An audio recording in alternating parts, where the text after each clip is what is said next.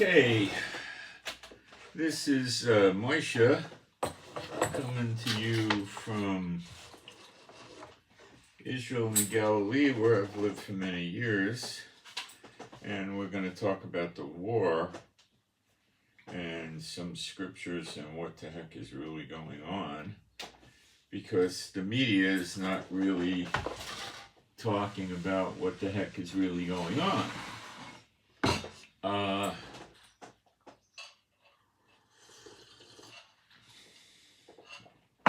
Okay, so let me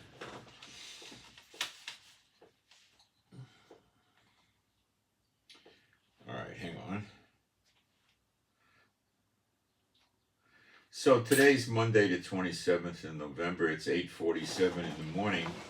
Temperature's going to be, it's getting cooler. It's drizzling, but it's supposed to stop at about 10 o'clock.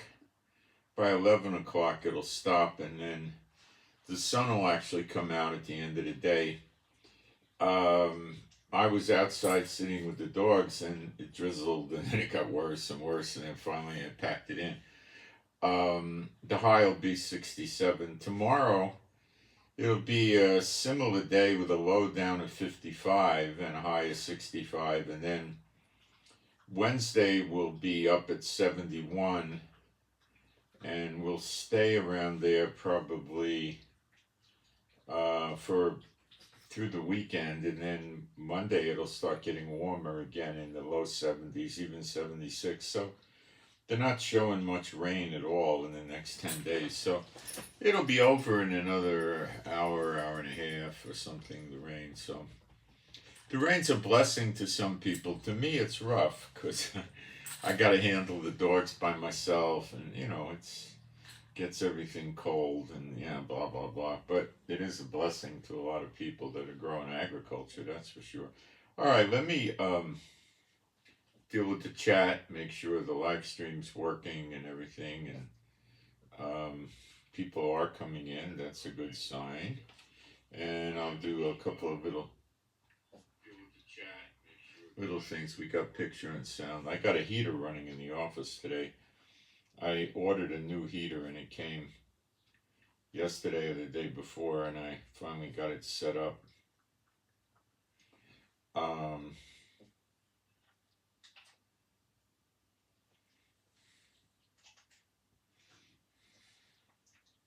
So I put the old one in here with Chief and Yafa, and I'm going to set the new one up in my office.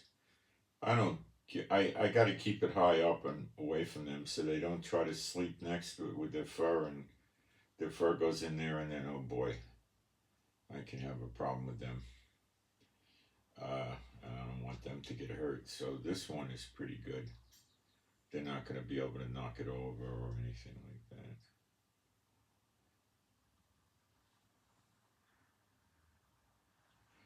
I'm hoping I get the second dog bed for Beulah today. I think it'll show up. Alright. Just getting this set up here.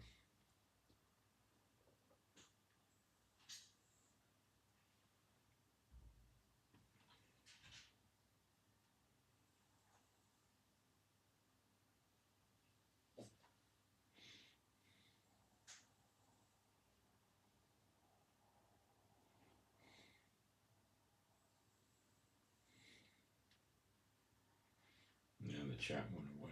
I'll have to bring it back. Why does it do that? I don't know. Okay. Almost there.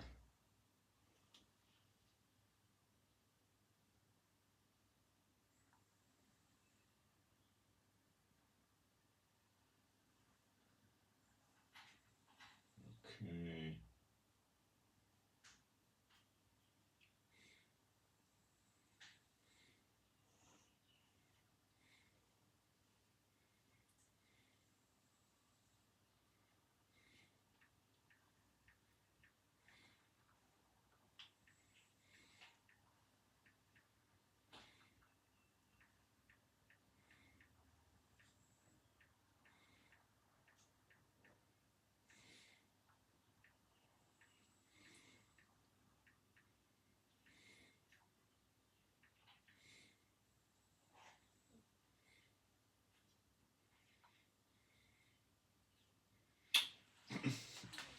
done. I got, for those of you regarding offerings, I take Patreon, GoFundMe, and I have PayPal set up.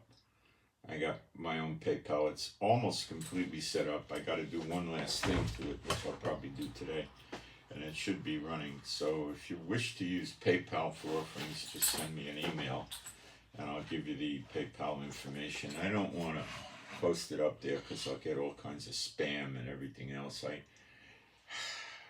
I get so much from this email address that I post on YouTube. Unbelievable what I get in terms of spam. Oh,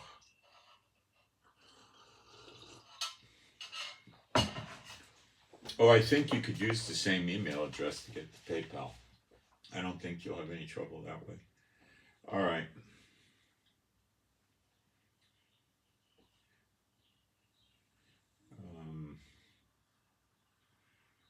One second.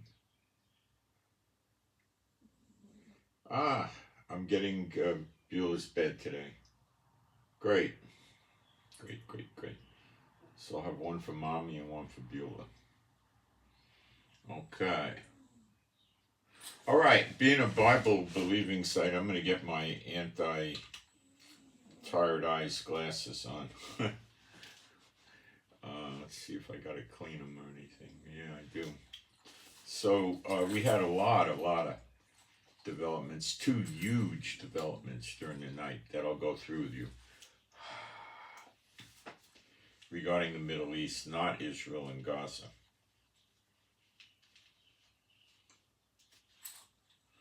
Okay.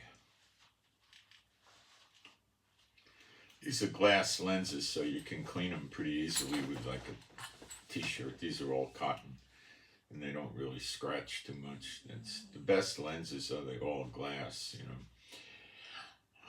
Okay, let's do our praise. There is no God like Jehovah. There is no God like Jehovah. There is no God like Jehovah. There is no God like Jehovah.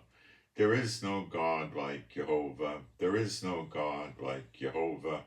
There is no God like Jehovah. There is no Messiah like Yeshua. There is no Messiah like Yeshua. There is no Messiah like Yeshua. There is no Messiah like Yeshua.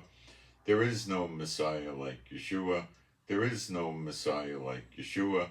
There is no Messiah like Yeshua. All right, first thing, and in terms of this being big, this is huge, okay? The Houthis grabbed another ship yesterday or during the night. Now they're up to 4 ships in less than a week, I think.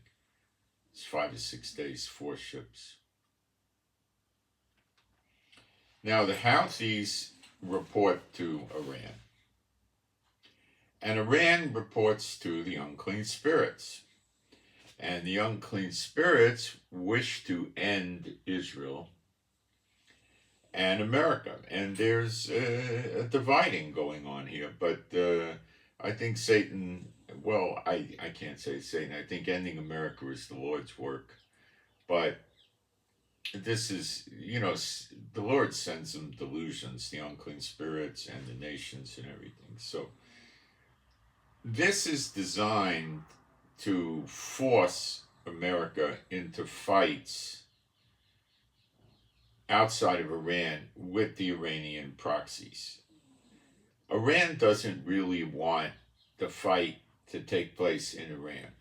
They can handle it because they have such a vast underground network. It dwarfs what the Houthis have, what the Hamas has. Their tunnels you can drive big trucks through. Okay? They have underground hangars for aircraft. They have missile launchers that can take off vertically from an underground tunnel. They have a launcher that holds 5 missiles in a row. And they push a button and the top opens. Okay? And now there's a hole all the way up. Now these things could be down 200-300 feet. And these are automated. They don't have any people down there because the flames and the gases would more than likely toast them. So they press a button, the first missile launches, and these are ballistic, so they're controllable. Then either the hole is big enough for 5 missiles, which is what I think it is, and then the next missile number 2 goes, number 3, number 4, number 5. They go in extremely rapid succession, so it might take them 8 or 10 seconds to get them all off. Or I don't know the timing, but it's very fast, so it can create a miniature swarm attack on their target. So if they want to hit a ship or whatever they're going after, I don't think these missiles are good enough for a ship, because the ship's moving and zigging and zagging and zagging and zigging, and it's not something that's going to be easy, but they can hit a stationary target. How many of these do they have? I don't know. 5, 75, I don't know.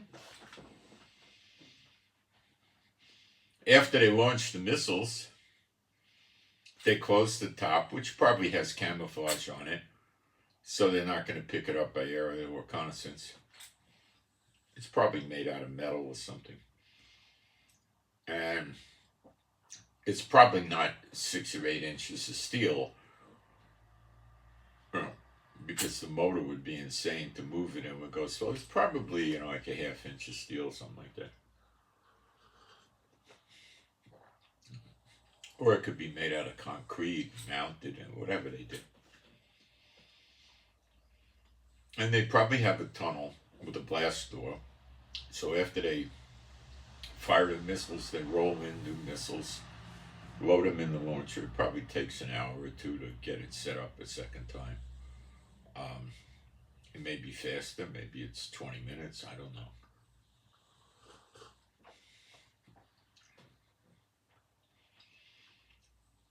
So Iran is a big problem, okay? So they're telling the Houthis, go get the ships, go get the ships. The Houthis are getting the ships. Now this is in international law called a blockade on the Red Sea to Suez Canal.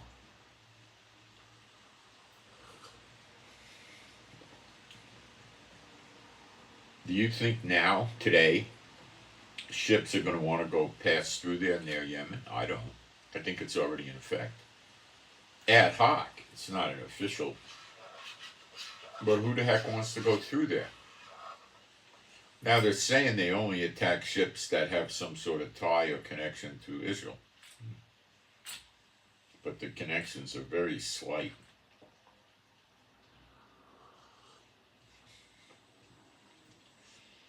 Personally, I don't think Israel gives a hoot, and they're not going to go invade Yemen. They'll wait for action to be taken now. This is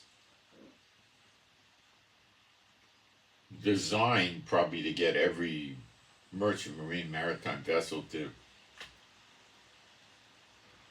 divest itself of any Israeli ownership, but something like that would take years, so it's not realistic. The nations of the world are going to be peeved about this, but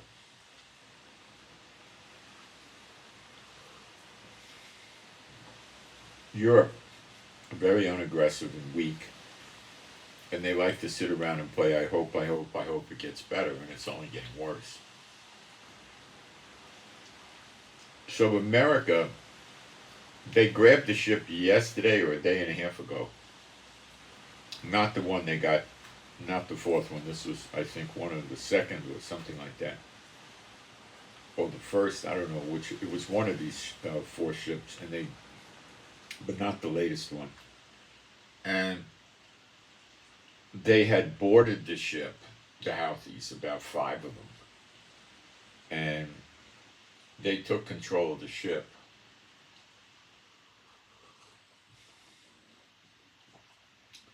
And they were heading back to Yemen. So they gave a distress call before they got boarded. And an American Arleigh Burke class destroyer answered the distress call and started chugging towards them. Now, my guess is these boats could probably go about 45 miles an hour. You know, they can't cruise like that all day, I don't think, but when they want to, they can. They may even hit 50, I don't know, but they go pretty fast. And put it in perspective, a modern cruise ship goes pretty quick compared to maritime vessels at 25 knots, which is more than 25 miles an hour by a bit. Probably closer to 30 miles an hour or something like that. So they interdicted. So the Houthis are on this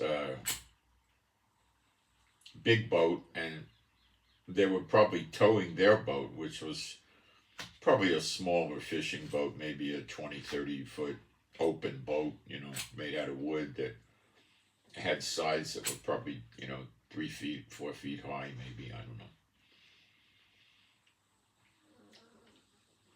The Houthis have been sending these little boats out so far as 80 miles from the Yemen base at sea. Oh, they're going into the deep ocean. Okay.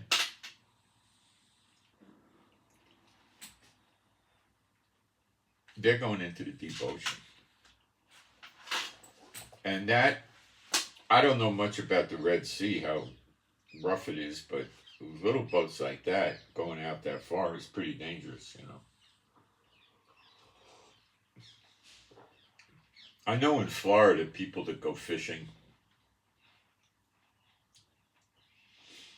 they'll have, you know, an 18 to maybe a 25, 26 foot boat, sometimes with a cabin in it most of the time. And they might go out 10 miles, 15 miles, that's about it. Probably less than 10 miles most of the time. Now, some people have 50, 60 foot fishing boats, and those are the ones that'll go out 100 miles, you know. But that's a much more stable boat that can take rough seas in a storm and stuff like that. If you're in an open boat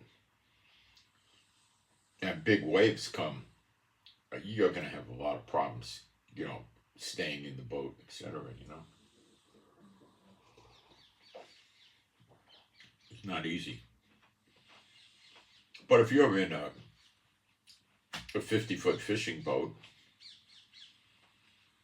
with a pretty decent, powerful motor, and you got a cabin with windshield wipers and radios and all kinds of other stuff in there,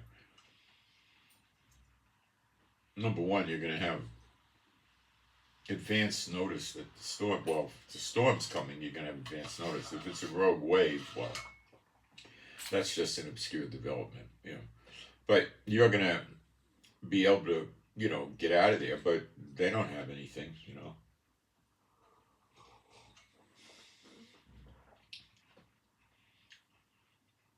You're inside, the waves are going to hit your cabin and wash over you.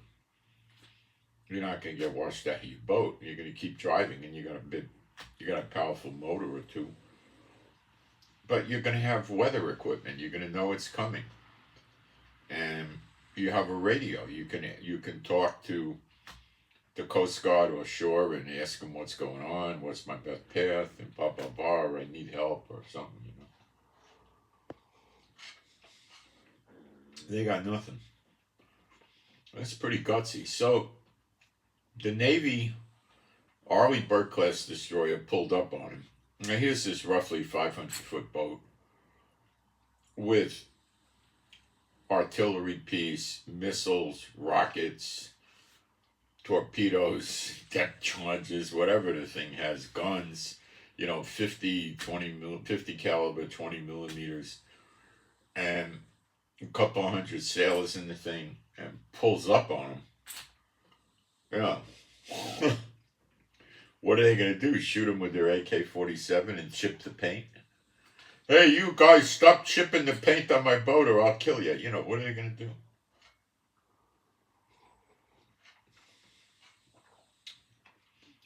So they decided to run for it.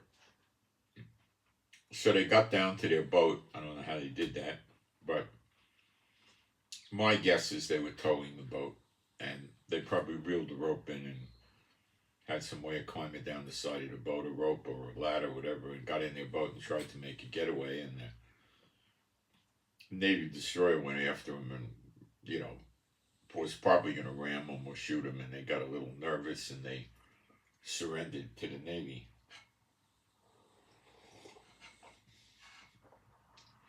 The boat was safe, and the crew was safe. And then after they did that, they hijacked the next boat, which was number 4.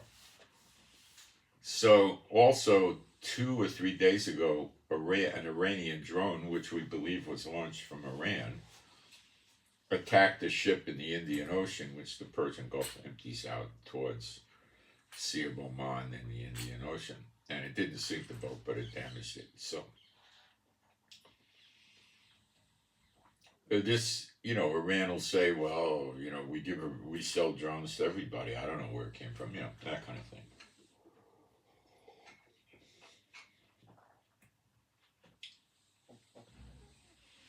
So America decided to take it upon itself to interdict in these international waters, which is very interesting. So they decided to go to war against the Houthis, the Iranian proxy. Now, these 5 Houthi rebels that they took, I'm sure are going to get what's called an enhanced interrogation, if it gets to it, by naval intelligence and the CIA, probably the Army intelligence, and Mossad may be in on it. And they're going to get a lot of useful intel out of this, but not that much. These guys were probably never told what the selection process is as to what ships to interdict. They were probably never told how they planned the interdiction or anything,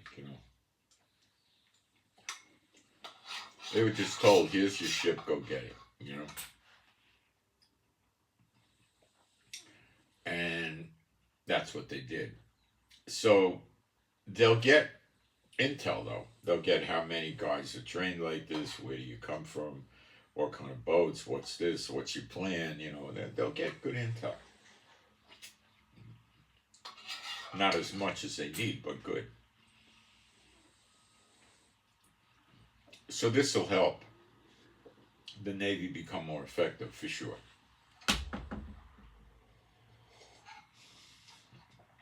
The rule of thumb that Israel uses is when you capture prisoners like this, you whisk them into a fast interrogation as quick as you can, because you want that intel before it goes cold. So, do the Americans operate like that? No idea. They could still be futzing around with these guys, Now, the Yemen government is playing the same stupid game that Lebanon government is playing.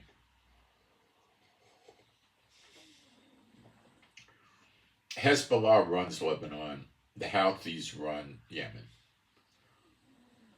Lebanese government says, we don't like what the Hezbollah does, but they're too strong, we can't do anything about it.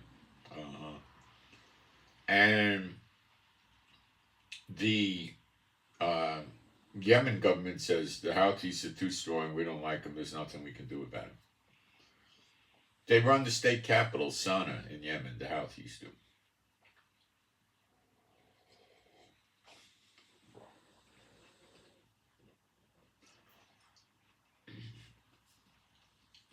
The Houthis are not stopping. They're not.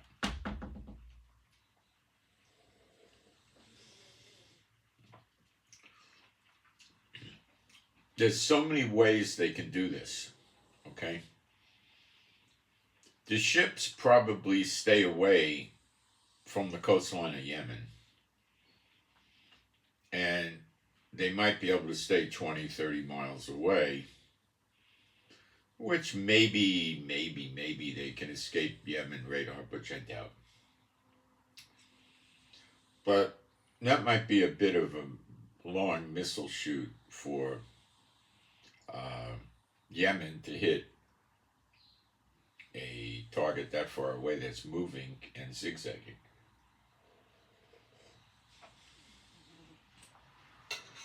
What they'll do is they'll go to the left for a minute, then they'll go to the right for a minute. Then they'll go to the left for 10 seconds, they'll go to the right for 2 minutes. Then they'll go to the left for 3.5 minutes or 5 minutes, then they'll go to the right for 30 seconds. So they make their zigging and zagging unpredictable. So not only are they moving forward, they're moving left and right. All they got to do is evade the missile by, 2 or 3 feet or whatever, and it's ineffective.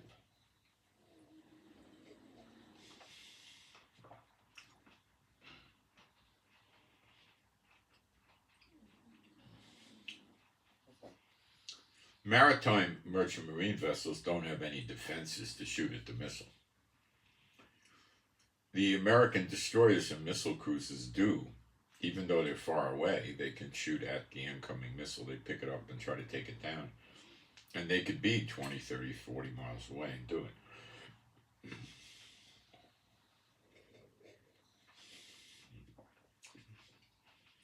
The next step, looking at Biden shaking in his boots as to what's going on and not knowing what to do.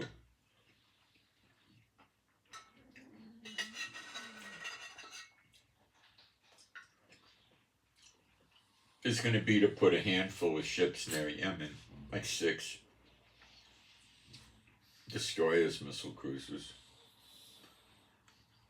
2, and may even put Coast Guard cutters there, which are very fast, and they have 1 or 2 artillery pieces, which is more than sufficient for what they're going after with the Houthis, and they carry machine guns, and they could probably launch some kind of missiles and torpedoes, some of them, I don't know. They don't need it for this kind of target. You're talking about somebody with a 25, 35, 40-foot wooden boat. Take it out with a 50 caliber machine gun or a 20 millimeter, better yet. And these guns are computer controlled. They're not going to miss.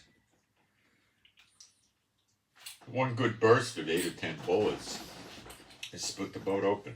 What they usually do is they shoot for the engine.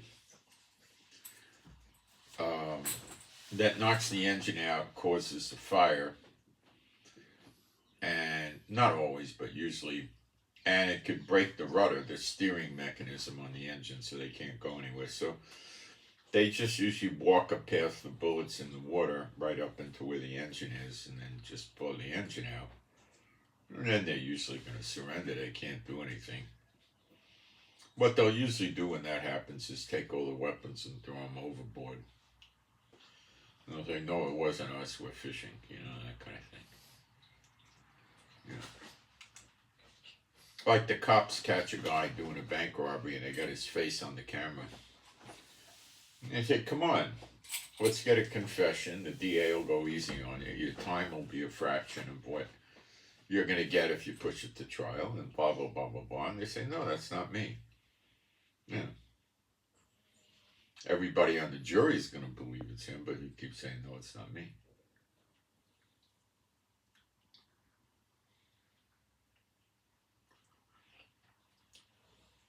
These people are not the sharpest pencil in the box, okay? If they were, they wouldn't do this. These are terrorists, jihadists, fanatics that don't care about dying. The reason they surrendered is because the Houthis are taking the crew prisoner. The operative word here is hostage. And they intend to trade for any of their captives that get caught. So they're probably telling them if the Navy or the Air Force or whatever comes up on you and they're going to kill you, it's imminent, surrender. We'll trade you back.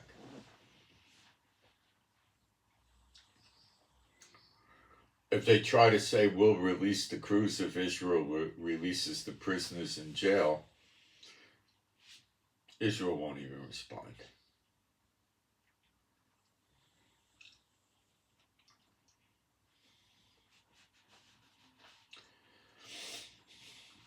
So the snare is pulling tighter or pulling America deeper in the Iranian, Russian, China snare.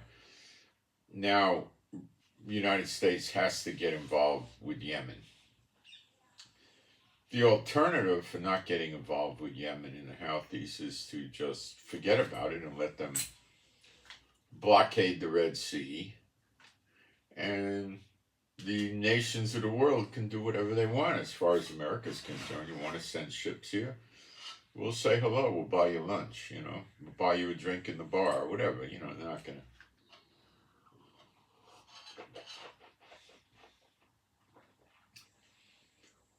But America, as the hammer of the whole earth and the great voice,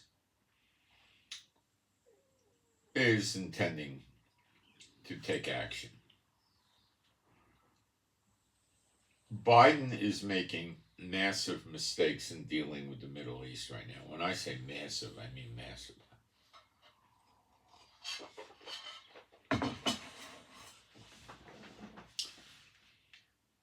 Jake Sullivan doesn't know what he's doing.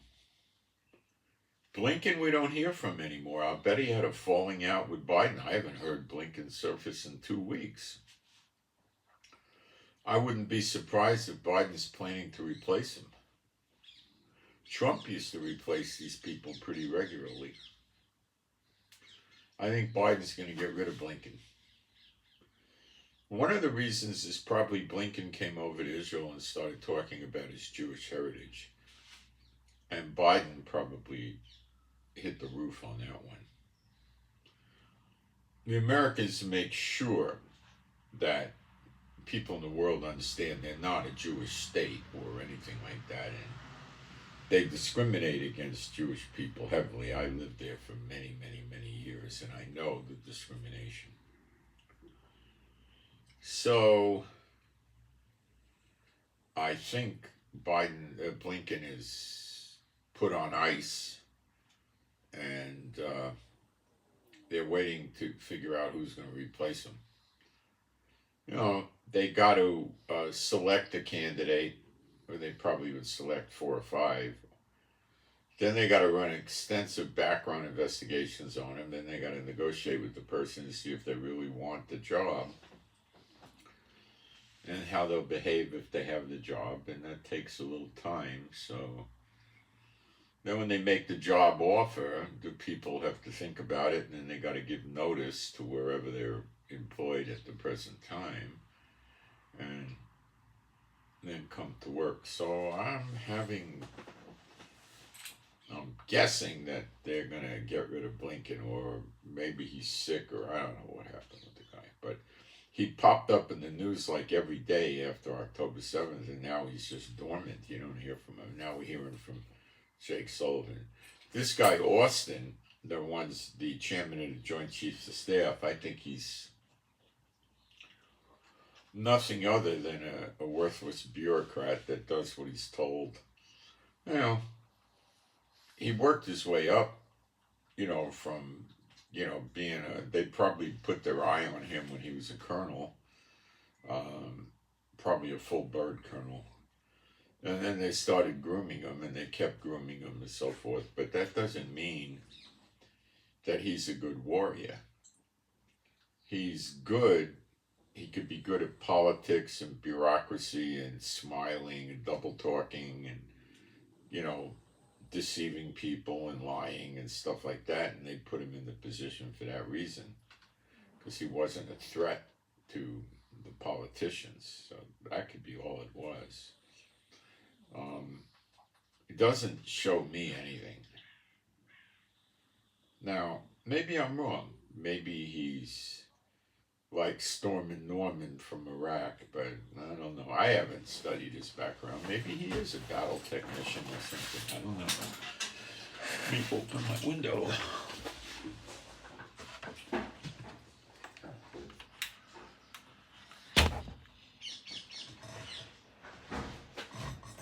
So I'm not really sure about Austin, but he's not highly relevant anyway.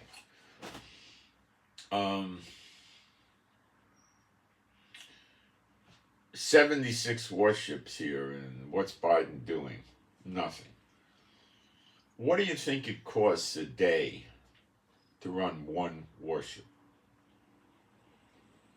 Got to be at least, let's just say, $1 million a day, right? So out of the 76 boats, probably 65 of them belong to America. So they're running minimally $65 million, or probably $100 million a day, keeping those ships here. Maybe 200 million, something like that.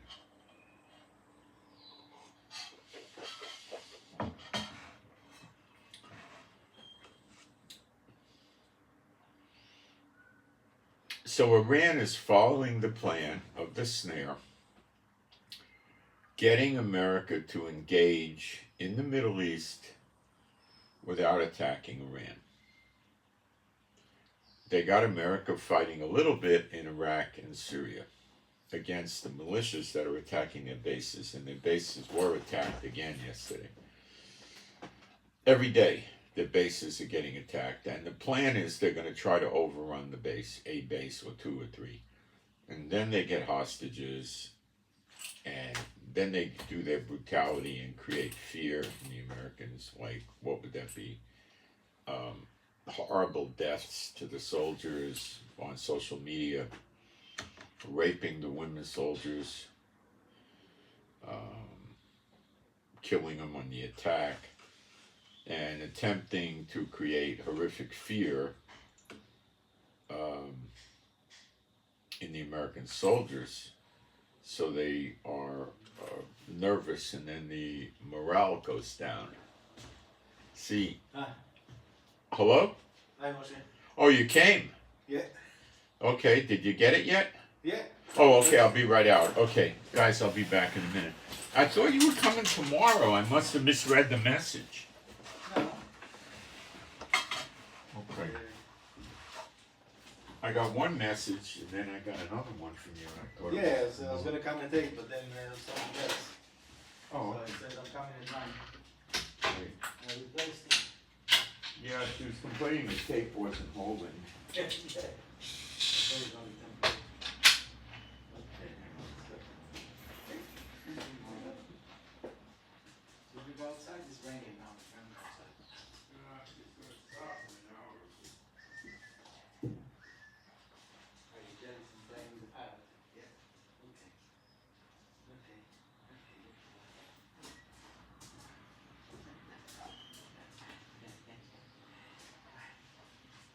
I'm talking at you all right?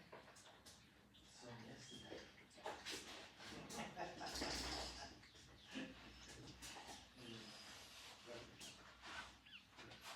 This is Rebecca. She's coming. I think, Yeah. but I'll tell you, they canceled the tickets a second time.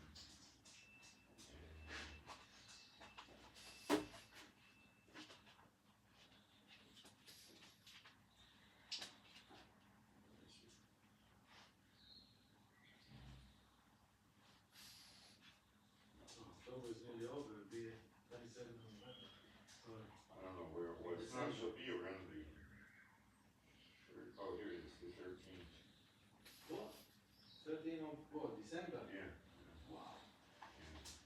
Well, there's not enough flights to Israel yet. No, because of the ceasefire, Yeah. they jacked up the price of the tickets so much because everybody wants to fly back during the ceasefire. Yeah. So El Al raised the prices through the roof, so it's crazy. What about the others? You know, They're canceled, they don't come, they don't know what they're gonna do. El Al will come. So that's the best thing. So, Okay. alright, See ya. thank you. Bye. Stay dry. Yeah.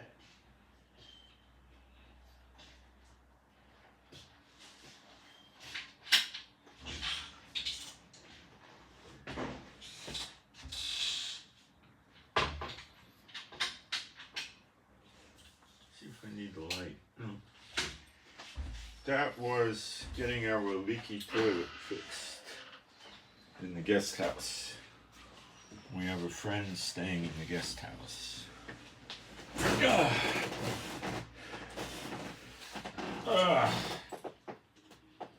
Okay.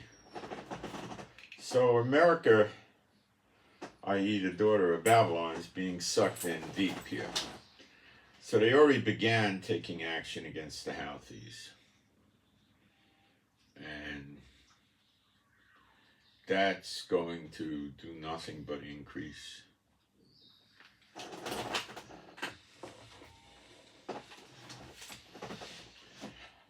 That's what that's going to do.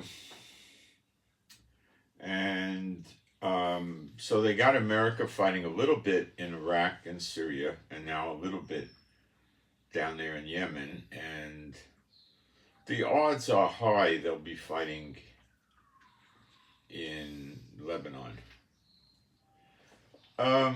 If and when the time comes, Lebanon will provoke it. Let me check the chat and see if there's anything I need to do there. Sometimes we get obnoxious people and stuff like that. So let's see.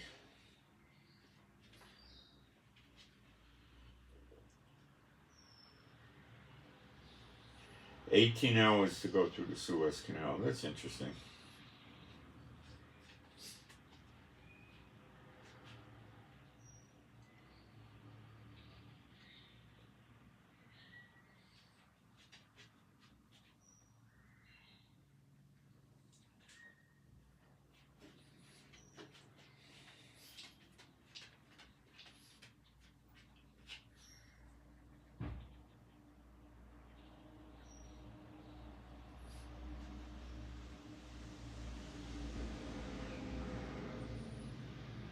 How do you get over there? You mean to America? To Israel? EL, E-L space A-L. The Israeli National Airlines flies here. They have anti-missile systems mounted with lasers and stuff under the plane. And they'll come in. They're predominantly ex-Israeli Air Force pilots and stuff like that. So they keep flying unless things get really out of hand. But they'll detour to another air. If there's missile attack at Ben Gurion Airport, they'll divert to another airport like Eilat, like Eilat or something. They're pretty cool. So they usually fly. So they just recently raised the prices of their tickets through the roof because during the ceasefire, people are trying to fly back here. Because the flights aren't going to be canceled. See, you have to watch this stuff. If you're in America, let's say you're in, I don't know, Denver, and you're going to fly to Israel, you're not going to get a flight out of Denver, so you're going to go probably to New York or New Jersey or Atlanta or someplace where they have flights direct to Israel. So you get on the plane and you fly from Denver to New York and you try to wait for your flight. And then there's a blow up in Israel and Ben Gurion Airport and it has missiles coming nearby or something like that and they cancel the flight. Now you're in New York. And what do? You can fly back. You can try to wait for them to rebook you, which may or may not happen. They'll usually cancel the flights for 2 weeks or 30 days. So you know, it's a problem. The other thing you can do is you could fly to Europe easily and then get on a plane from Europe to Israel, which is usually a very fast flight. Of course, depending where from Europe. From Paris, usually they fly from Orly or sometimes the Gaulle. And I think it's 3.5 hours. It could be 4.5, but something like that. The other one you could do that's really quick is go out of Rome. And Rome is 2.5 hours. Not bad at all. Or you could even fly to Cyprus, which I don't know if you're going to get it direct from America to Cyprus, probably, or you can fly somewhere in Europe, you could fly to Spain or France and then go to Cyprus, whatever. And then from Cyprus, I think it's 45 minutes. So, but you got to be careful because something happens, you get stranded in Europe. And then good luck spending $200, $300 a day on a hotel and then trying to book flights to get back or whatever you're going to do, get another airline Israel. So the way to do it is to use El Al, okay? And during the ceasefire, I understand the price of the tickets went up, approaching double or something. It was very high. Very high. Very high.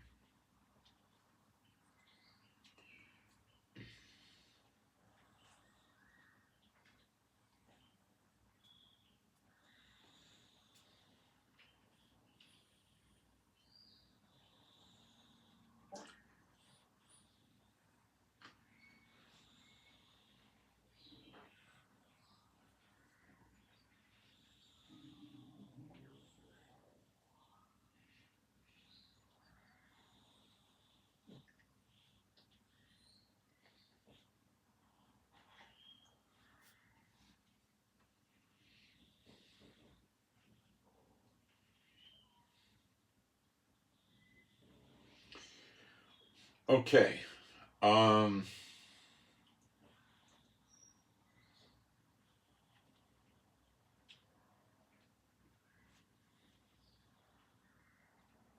Trying to think what we got to cover next. We got to cover Hamas in Gaza. So the third day group of hostages was released yesterday evening. And it was a little discombobulated. 4 of the foreigners were released into Egypt through the Rafah crossing, and the Israeli hostages were released to Israeli soldiers inside Gaza. Which is the way we preferred. One of the women that was held hostage said she told Hamas, "Don't send me, take this other woman, she's in much worse health than me," and they didn't listen to her. So we're getting the idea that these people are possibly in really bad health. We've had one hostage turned back that's in serious condition, and the doctors are fearing for her life. So she's critical.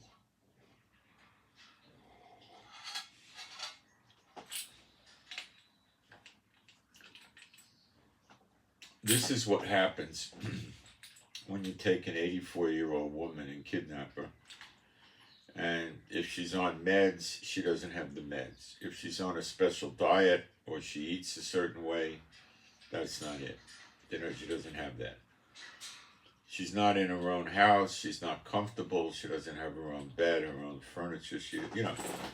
People get frail, talking from experience. So she is bad. So now we're very worried about how many of these hostages are alive and what kind of condition they're in.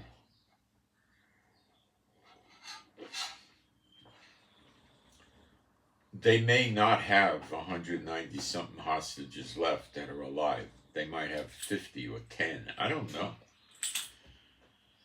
The next theory that we're being presented with, and it's only a theory, there's no solid intel to this, but there's tunnels that Hamas is using to go from North Gaza to South Gaza where the fighting's not going on. And this is a problem that,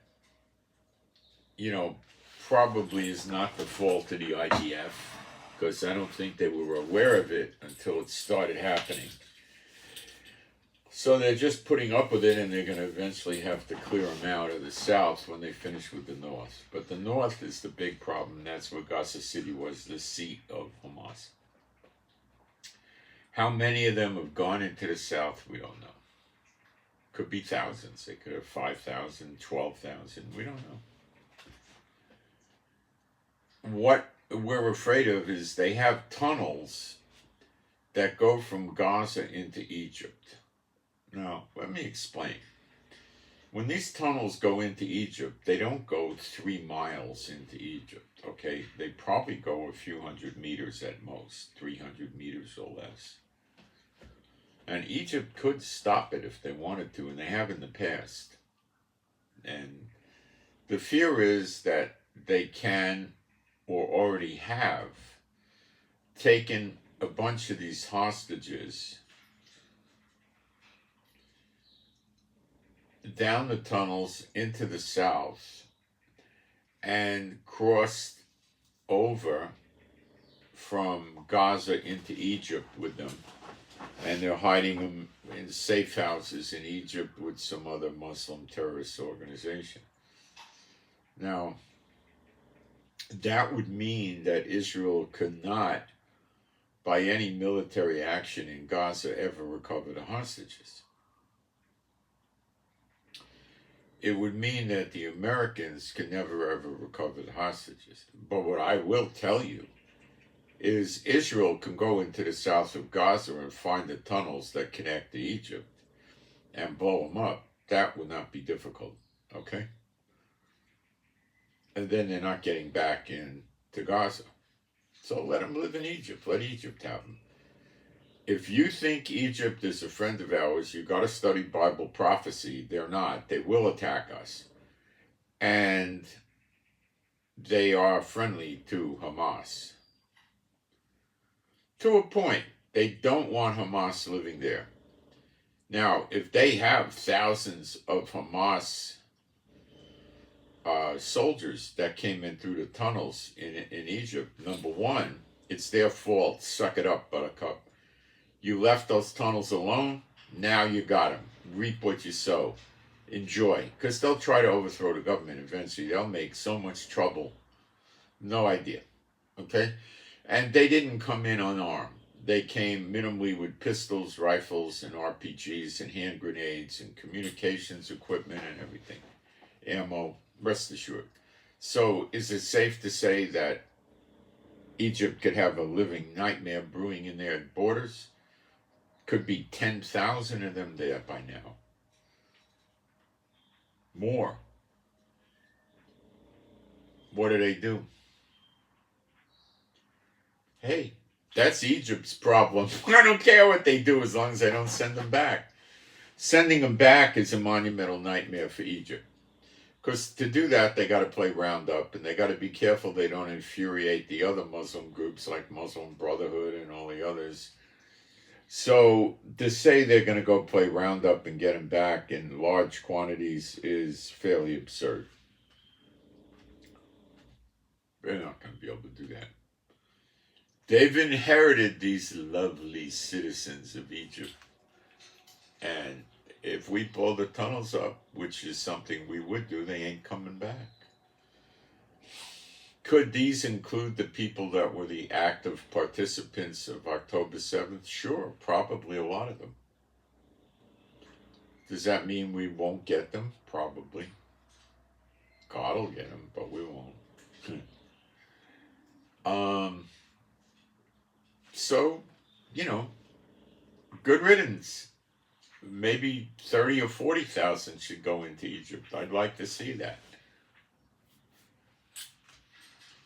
Let Egypt reap what they sow for letting Gaza make tunnels into Egypt. That's how they're bringing in weapons and supplies and stuff like that. Maybe their tunnels go a mile into Egypt or 2 miles, and they come out in a warehouse and Egypt's not aware. But Egypt should make themselves aware. Now, it's going to blow up in their face with these lunatics living in their country with weapons. They're going to need money, and they got weapons. How do you think that works? What would Al Capone do? Okay. How did Al Capone run his organization? By killing his adversaries. That's how they ran. That's what they did. So, are we going to have an extension of the ceasefire? It is rumored only in Israel, nothing official yet, but we'll probably hear something this afternoon that it's going to be extended day by day, or maybe a group of days, like 2-3 days at a time, as long as they release 10 hostages a day. The game plan here is for Biden and the nations to get Israel relaxed with the ceasefire. In other words, there's no red alerts going off, right? And whatever was going on with Hezbollah has been reduced by 95%, 98% probably. The Houthis still take pot shots at us. One of our Navy boats, Israeli Navy, knocked down a missile yesterday, headed towards the lot. We can handle them. So things are quiet, and the Israeli people are kind of liking it, and the sentiment for we got to go back and destroy Hamas keeps going down a notch every day. But Israelis are not like Americans or Europeans. We're very familiar with war with our lovely neighbors. And we understand their modus operandi. It's not hard to understand, but Biden refuses to listen to anybody and get it right. Okay?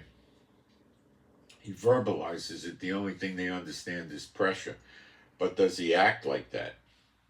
What's Biden going to do about the Houthis? I told you what I think he'll do. What's he going to do about Iran? See, he doesn't know what to do. Now, new intel. With videos yet. There was an attack. Well, yesterday there were explosions heard right near one of the Iranian nuclear facilities that is above ground. I don't know if it was a power plant or whatever it was, but it was above ground.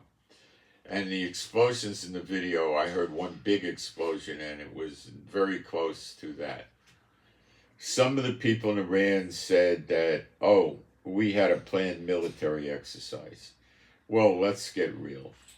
Countries don't detonate large explosives near a nuclear plant. Duh. Other sources said no, there were no planned military exercises. And the Iranians activated their anti-aircraft systems. So what happened? Let's put the pieces together.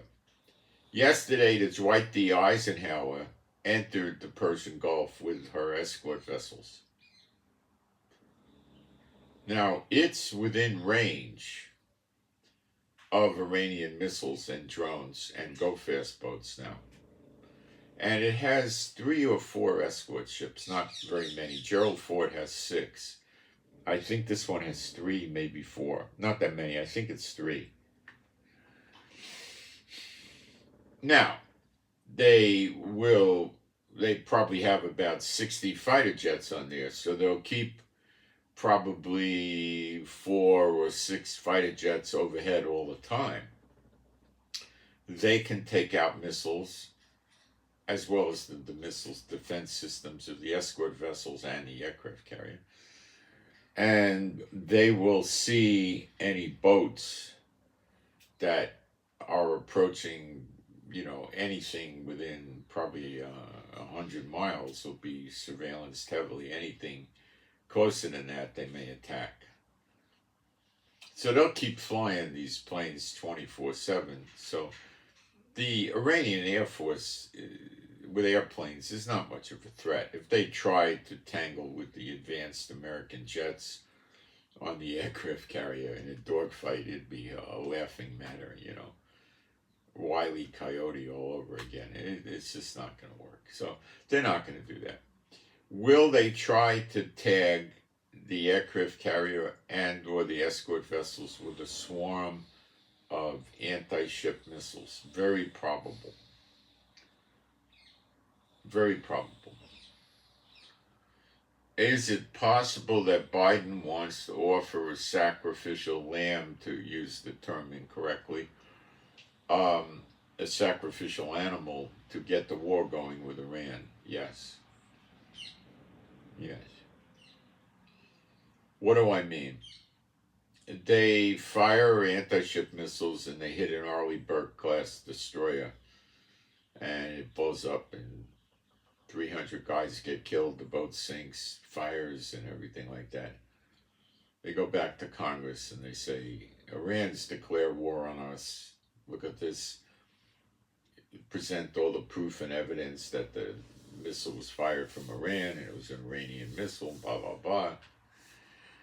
Show the radar tracking of the incoming, everything, right? And they say we want to go to war against Iran, and they get some sort of a permission against Iran. And now Biden's got his ticket to go into the snare very deep. Biden's not, he wants something like this before he just tells the guy to jump in their jets and start bombing Iran.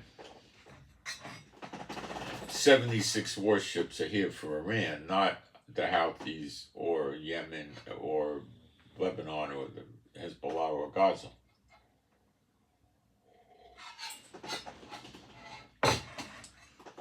Israel can handle all three alone. All they got to do is keep one or two Navy ships down by the Eilat area and shoot down the Houthi missiles. The Houthi missiles can't do a ground incursion. They'd have to go through other countries, and it's not going to work.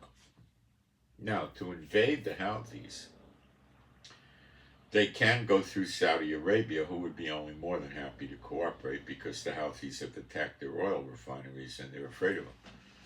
So we would be able to hit them from a land incursion from Saudi Arabia, full force with hundreds of tanks, armored personnel carriers, mobile artillery, everything and anything.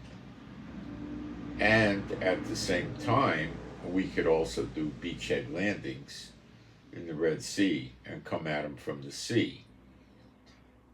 So we would start with a lot of bombing and missile attacks on whatever installations we're aware of that could be a threat to the American forces, okay? That would take a few days. Any radar they have that could jeopardize our aircraft would be destroyed. And then we would bomb the beachhead by the Red Sea extensively, and that would take a couple of days, maybe less, maybe a few hours. If they running 100 or 200 jets, it'd just be a couple hours. And then they put some Expeditionary Force Marines on the beach. They have 2,500 ready to go in the landing ship down in Saudi Arabia, about 500 miles away, which is less than a day trip. And they have another one in the area they would probably deploy over there. So they'd get 4,000 or 5,000 Expeditionary Force Marines to hold the beachhead. Then they would come in with probably 20,000 or so from Saudi Arabia. They'd need about 25,000, maybe 30 or 40,000 soldiers to do the ground incursion. Why a ground incursion? Because they have the tunnels and the underground network just like all the other crazies do. So they have to get on the ground there and blow them up. And America's going to find out that the missile launchers are in civilian areas, hospitals, schools, whatever, mosques. And they're going to get a bad reputation for attacking these things because they're not going to let their human shield civilians leave the area either, just like Hamas. Standard operating procedure for these jihadist crazies. And they will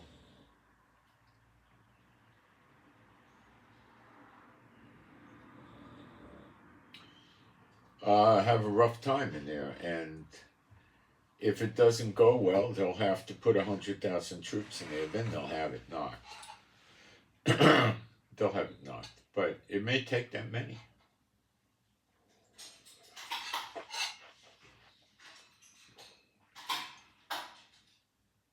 And they'll have to occupy.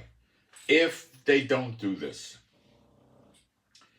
the Houthis are going to keep harassing shipping and make it too dangerous for ships to go through there. They've already accomplished this. As of now, they've done that. And ships won't want to go through there.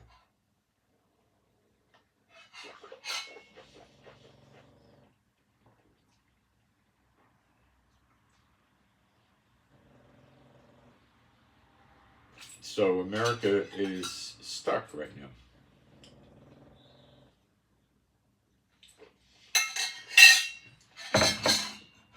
They're stuck with Iraq and Syria, having to fight the militias there.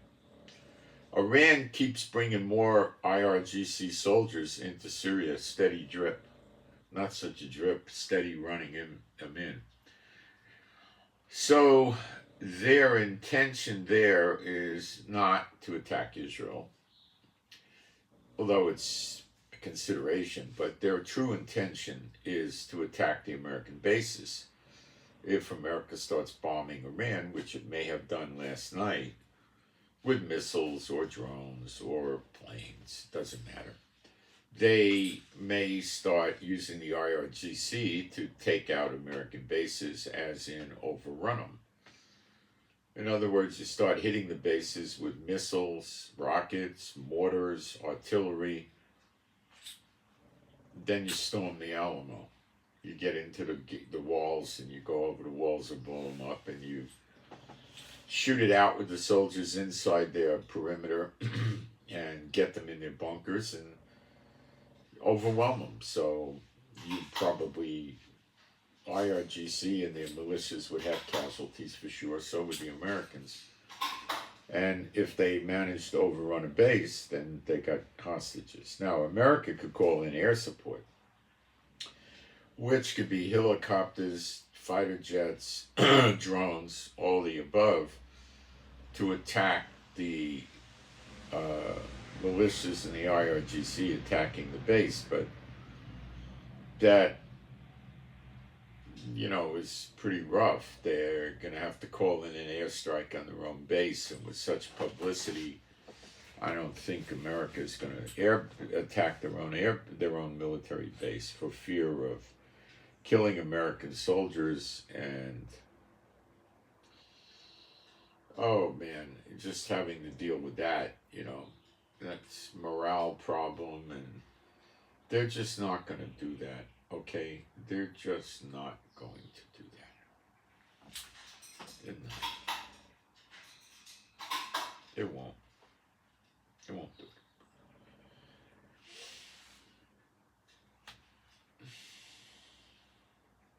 They're not going to do it.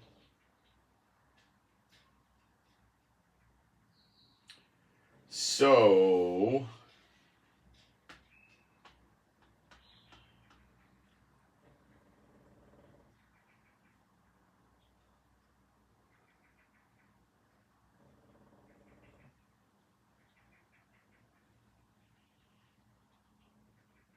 it's going to get worse. Somebody caused that explosion in the nuclear plant yesterday in Iran. Today's Monday in Israel. Iran's like similar time to us. So somebody caused it. And you got two choices. You got Israel and America. Okay, Germany didn't do it. Japan didn't do it. It's one of us. And I don't think Israel would have done it during the ceasefire. So it puts it on America. Probably came from the Dwight D. Eisenhower flotilla. It's probably Biden and Jake Sullivan and Austin's lame attempt at trying to scare Iran, which isn't working.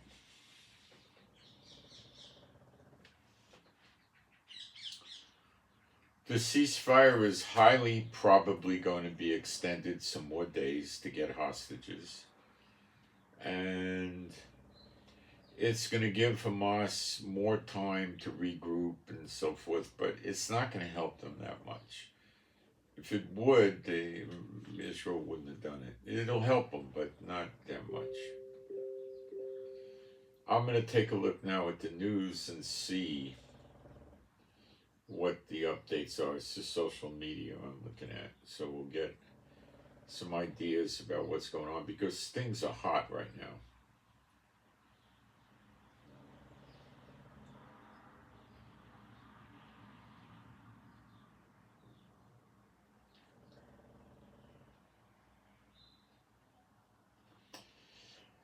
The American ship, the was a destroyer called the USS Mason, and the ship that they liberated was called the Central Park.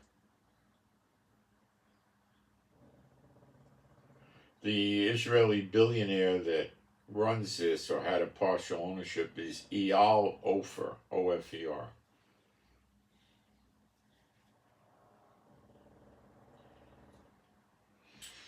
The terrorists boarded the ship and the crew locked themselves in various rooms. You know, they got those big metal doors on boats that keep water out in case there's a breach in the hull or whatever. So they locked those doors to keep themselves from the terrorists.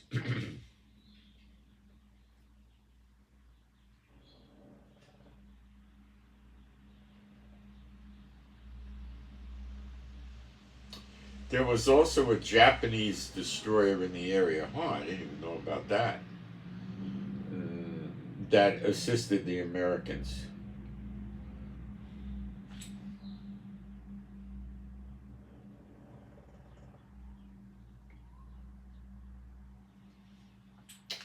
Now, right after this happened, the Houthis from Yemen fired 2 ballistic missiles,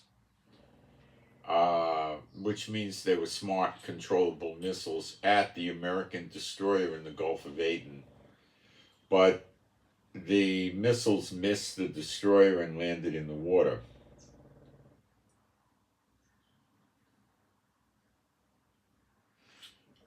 Fox News says that the American government views this escalation in the Houthis' aggression and their threats very seriously. Well, you know, that means absolutely nothing. Oh, we view this as a very serious escalation.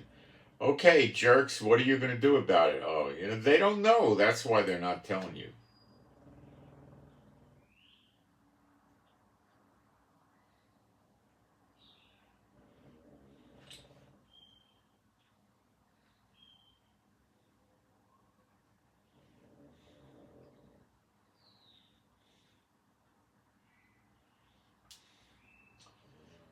So the aircraft carrier is to protect the Persian Gulf from Iran hijacking ships, from attacking Kuwait, from attacking UAE, from attacking Qatar, from attacking Bahrain, from attacking the UAE, from attacking Saudi Arabia, and so forth. That's what it's there for.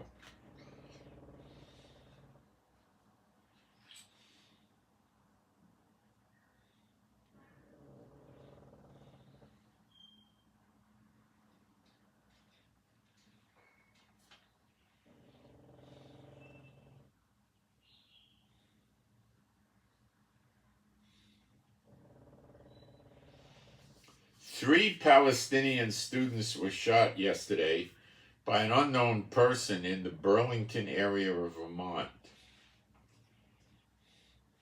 They were shot because they were wearing Palestinian clothing and speaking in Arabic. One's in serious condition.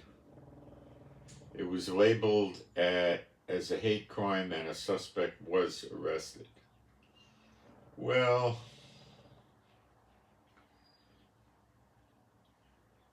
I don't know what this is yet. It could be a lone wolf guy who just said, I'm sick and tired of them ruining my country, I'm going to go kill them. Or it could have been an active group of militia that just decided to assassinate him. Now, he wasn't caught at the scene.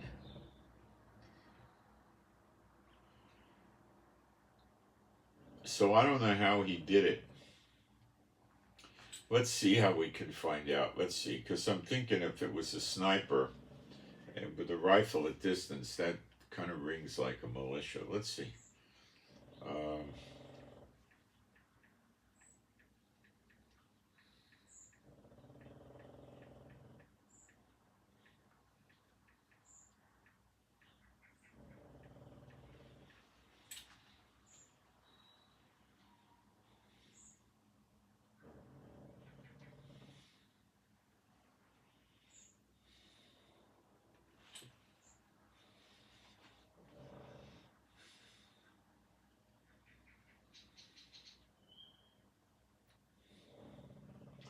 They were on the way to dinner, so it was a nighttime shooting. A guy named Jason Eaton was detained. He was 48 years old. That doesn't fit any good patterns for a lone wolf.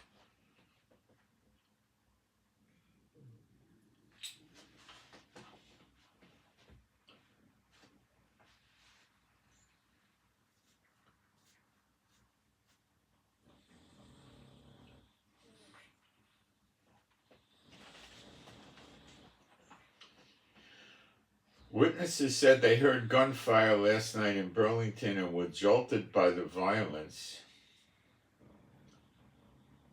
Let's take a look. Let's give this a read here.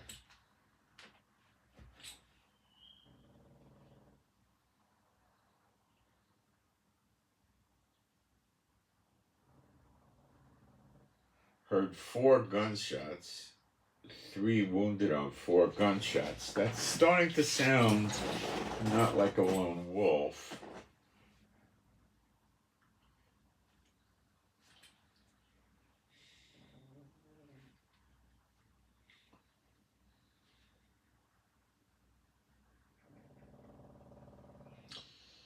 They did not see a perpetrator. They just heard gunshots. This is sounding more like not a lone wolf. It could be.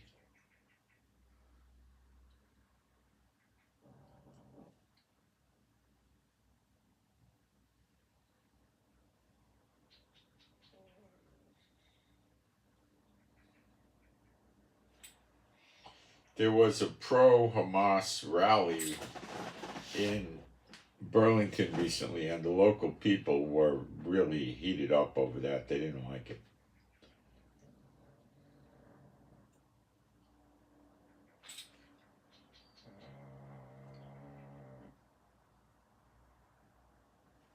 Okay.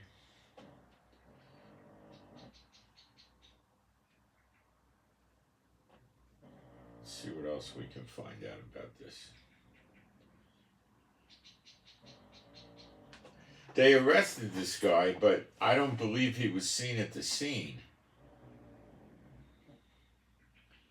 He was detained the next afternoon near the scene of the shooting. A search of his apartment gave investigators and prosecutors possible cause.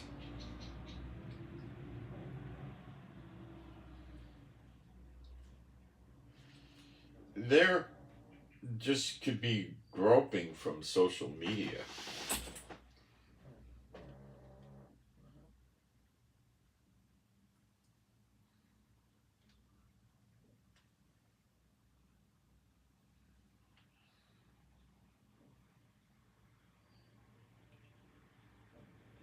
See, they were wearing the katifas, the, Palestinian scarf, okay?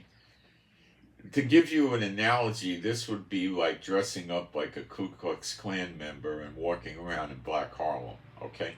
That's an absolute, straight up, equal analogy. Remember, the motto of these people is they want to kill the Saturday people, then the Sunday people. They want to kill the little Satan, then the big Satan. Israel is the little and America's the big one. And they're walking around parading their keepers. Now, people know this.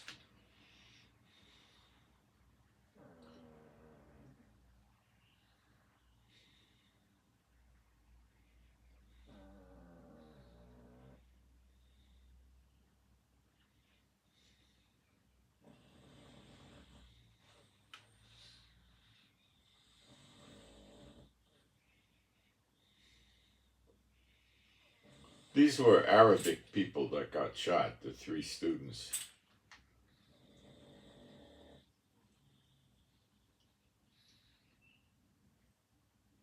Now, what were they doing up in Vermont? This is a really good question. Let me read this to you. The victims' families identified them as Hisham Awarani, Kanan Abdal Hamid, and Tahsin Ahmed. Arwani is a student at Brown University, which is not in Vermont. It's in Rhode Island. Abdelmead is a student at Haverford College in Pennsylvania, again, not in Rhode Island. And Ahmed is a student at Trinity College in Connecticut. So they were up there organizing. You understand? They don't live in Vermont and they're not going to school there. They were up there to stir up the people in a pro-Palestinian fashion. The one named the Warani is expected to survive.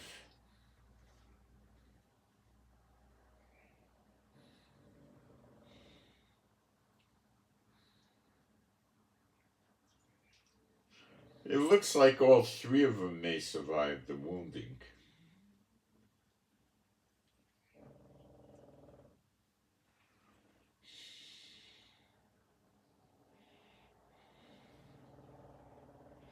See, he didn't run up to him and shoot him with a pistol because people would have seen that and seen him flee. That didn't happen. So he used a rifle. So he was sniping him. That could be a lone wolf, and it could also be more serious, like a militia.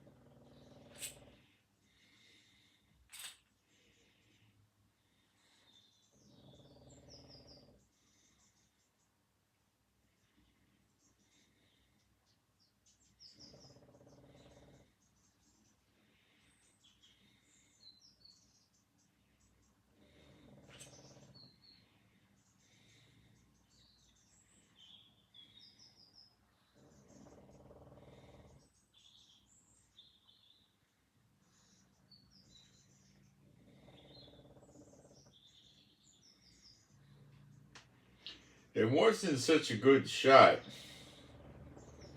He didn't fatally kill any of the three. But 4 bullets to take 3 out. The guy knew what he was doing. And it was nighttime shooting.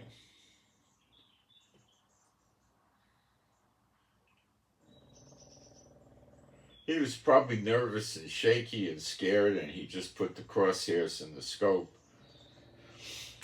on any part of their body and pulled the trigger. He wasn't trying to fine-tune his shots.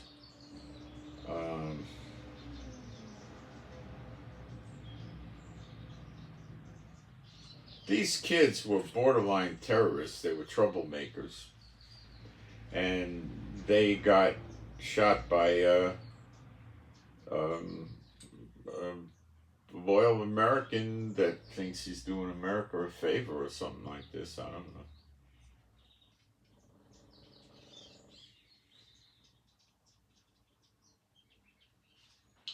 Oh, they were attending a holiday gathering. Yeah, they didn't belong there. What were they doing running around with those keefers? And something wasn't right. We're not getting all the details, okay? Because I don't understand how they caught him. What led them to arrest this guy, you know? And maybe nothing. Maybe they just wanted to show everybody that they're doing their job and working hard, and there really wasn't anything that was concrete for them to arrest him. But they did bring him up. They're bringing him in for indictment, so that means they more than likely had something on the guy, but what? And how did they track him from the shooting, you know? There was no witnesses of the shooters, so I don't know what the heck went on. You know, but he was, you know, these kids were waving like a red flag in front of the bull by running around dressed like that up there, you know. Vermont's not a highly liberal location. So they, they provoke people. I'm not saying that legally they can go around and killing people that have different political opinions, nothing like that. But they don't see it that way. They don't see it that way.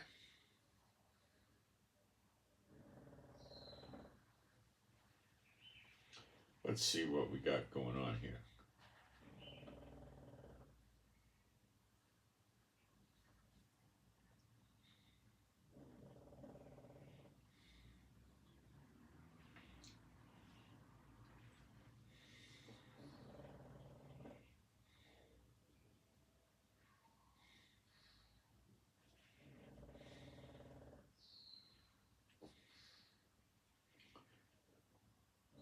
Gets cold here at night. Last night I was sitting outside and my fingers were getting numb. But it's not cold like in a North American standard. I mean, we were down in the 59 or something like that. But you got to remember, not very long ago I was sitting outside and sweating at night. It was in the 80s, 80, 83. So you drop it down that far, we get cold. I got my new sweatshirt. I got the heavyweight Carhartt Rain Defender sweatshirt. It's warm. For some reason, Carhartt sweatshirts are warmer without the bulk. I bought some of these fleece things that have a good puffy fleece in it, of polyester, and they're nowhere near as warm as these, even though these are thinner. I think those other sweatshirts are just made in, made in China junk. Let me see, I got some stuff here to look at.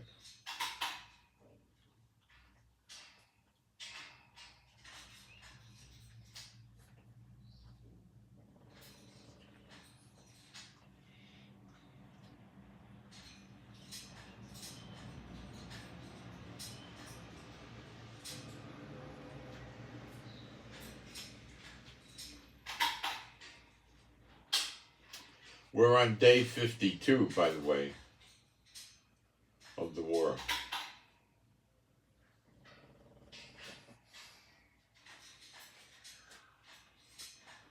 So we're supposed to, at 4 o'clock, have the hostages in the afternoon, have them out again today. They've been delaying them because Hamas is trying to do post-ceasefire negotiations all the time.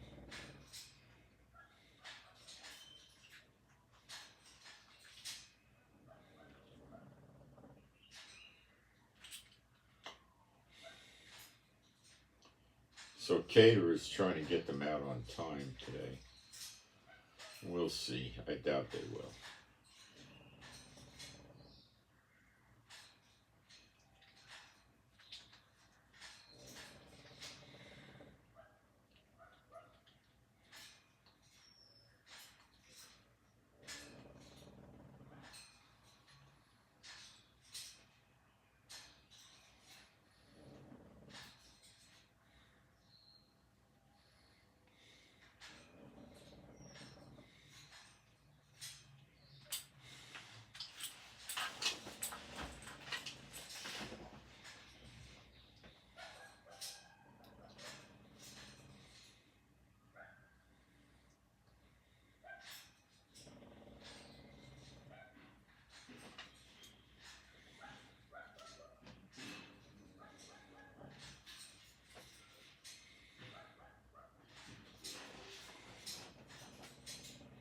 Netanyahu is saying, I'll continue the extensions, but I want 10 Israeli hostages every day. And Biden is keeping his mouth shut about getting the American hostages out of there. Why? Does he already have them? Is that secret information or something? Why is he not caring about that? See, these guys are concealing stuff all the time. What's going on? I don't know. Does he really have the hostages? I doubt that. But why is he not talking about that?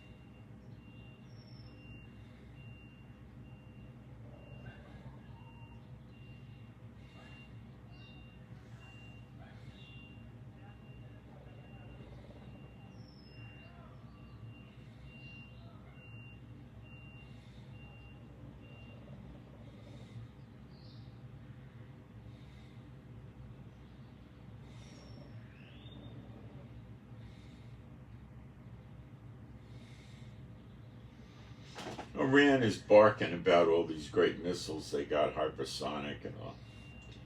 I don't really take it seriously because they never show you an objective test of it. They show you a missile taking off, and then they show you a missile coming down. How the heck do we know they're telling the truth? We don't.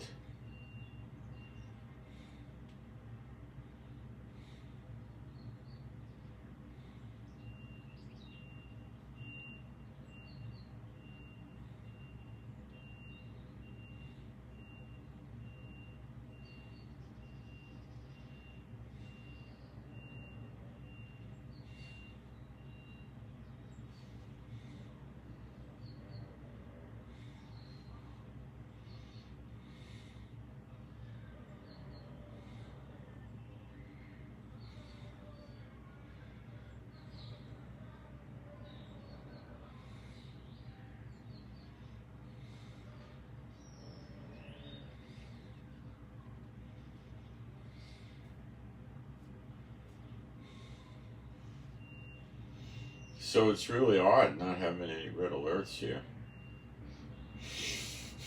Got used to it, you know. I'm not complaining, I'm saying it's just odd. Keep getting used to it and adjusting to it. Alright, anything else going on?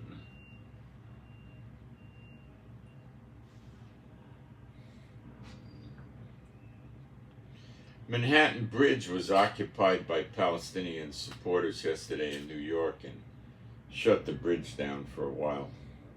And that's nothing really new and exciting, it's just more of the same old, you know. They got cleared off the bridge. They weren't attacking people in cars or anything like that. They're just warning America and making their presence known.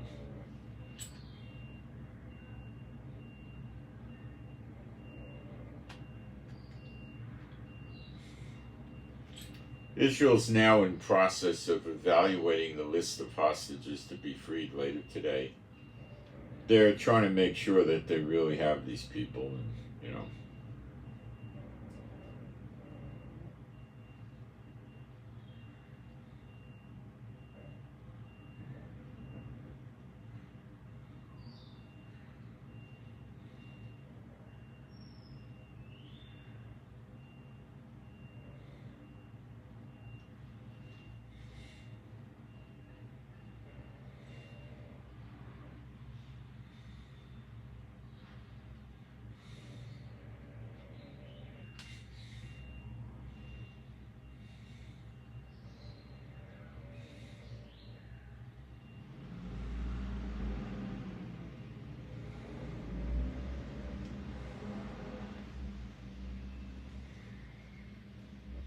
So when you see the Houthis shooting missiles at American warships, you better believe that America's got a problem. And in my opinion, Biden is not a good problem solver. He left the border open. He's very bad for the economy. I mean, I don't know what Biden does that's good. You know? Beats me.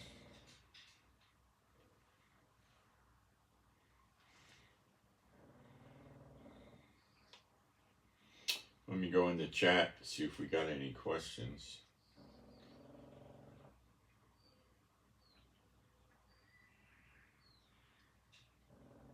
Alright, I'm going to go through the chat.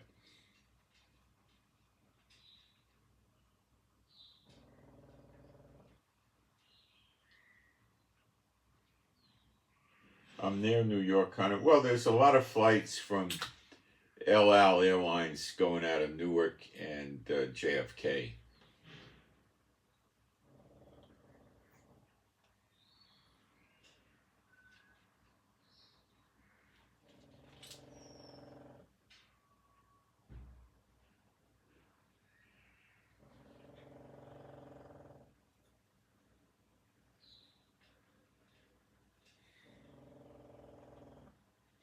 Well, okay, someone has a decent question, of course.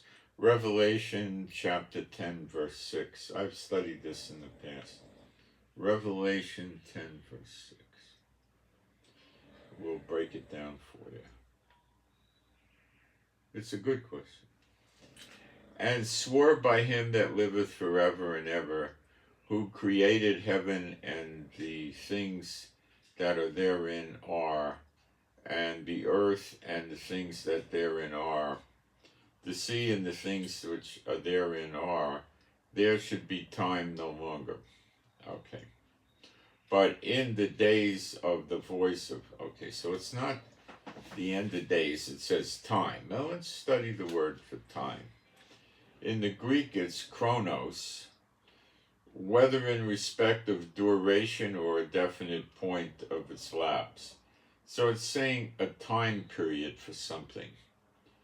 Strong says a space in time.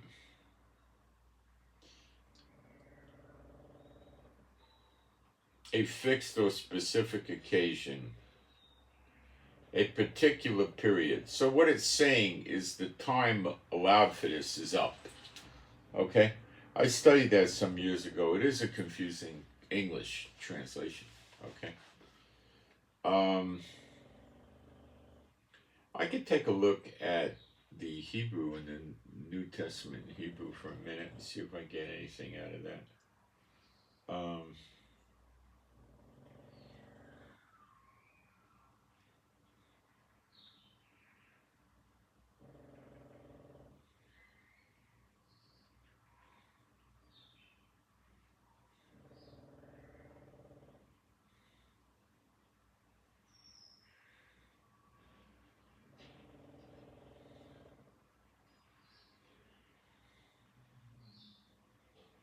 No, nothing very revolutionary. No.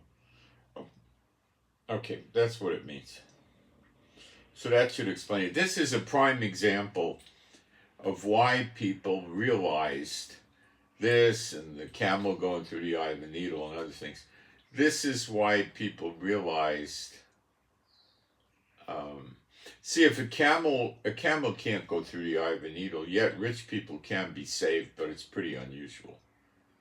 Okay, so it made no sense. So that's why they worked the New Testament back into Hebrew, and then it started making sense. For reasons like this, there's many reasons like this.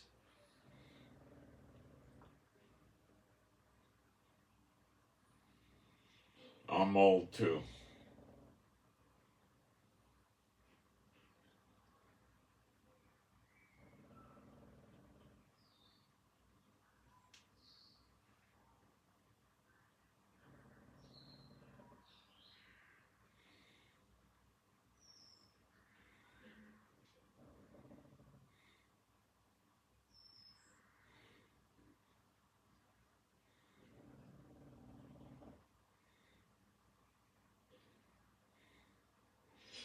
I don't mind you talking. Okay. I think I've handled the questions. Let me see if I have any prayer requests. Sometimes I don't note them. No. So what we're going to be seeing is more trouble in the Middle East, and probably the ceasefire will go probably at least to the end of this week. They'll, if they have the hostages. If they don't, then it's going to blow up. But when it blows up, you see, they're not going to say, hey guys, we don't have any more hostages, sorry they died. So we're finished with the ceasefire, let's go kill each other again. They're not going to do that. They're going to make it look like Israel broke the ceasefire. To blame Israel, okay, or try to, and then blow the ceasefire up without revealing that they don't have the hostages.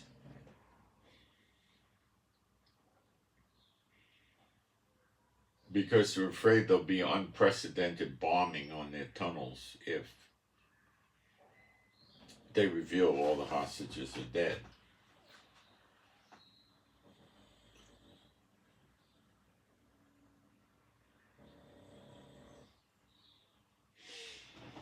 So Russia and China are waiting to see America get drawn in deeper into the Middle East, and then they'll draw America in Europe and the Pacific.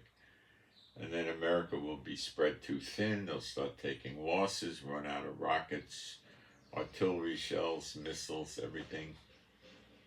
And then when they're weak enough, they'll attack America in the home front.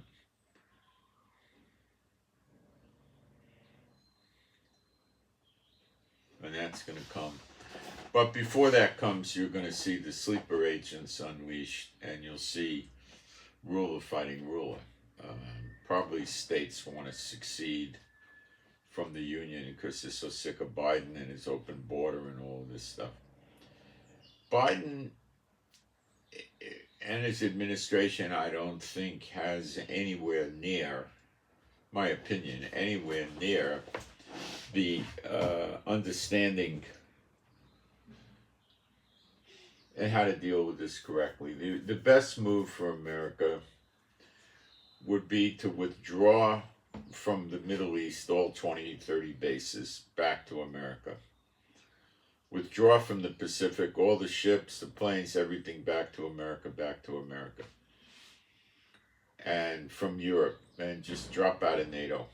They don't need NATO. And become an isolationist country. Make their own cars again, make their own this, make their own that, grow their own food again instead of subsidizing farmers for not buying food, and put America back on a silver standard or a gold standard, and they'd make it. But the chances of them doing that are not 1%, zero. Eventually, as the delusions sink in, Biden will think he could handle all these things at the same time. Probably thinks he could negotiate with Putin and China to keep things contained until he could get out of the Middle East. It's not going to happen. They're setting him up. It's the only way they can get rid of him. If they don't get rid of America, they've got to submit to America. And they don't want to. Putin and China and North Korea and Iran have a zero chance of submitting to America. Zero. If they do nothing, the sanctions will destroy their countries. So they have to take out America. And this is the snare that the Lord set up in Jeremiah 50, verse 24. And America is walking into it wholeheartedly.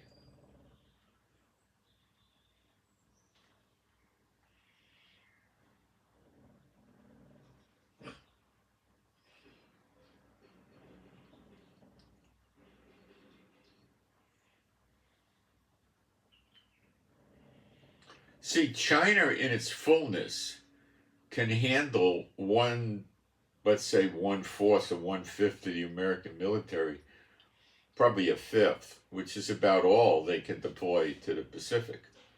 China can easily handle that, especially with North Korea. Now you got the same thing with NATO.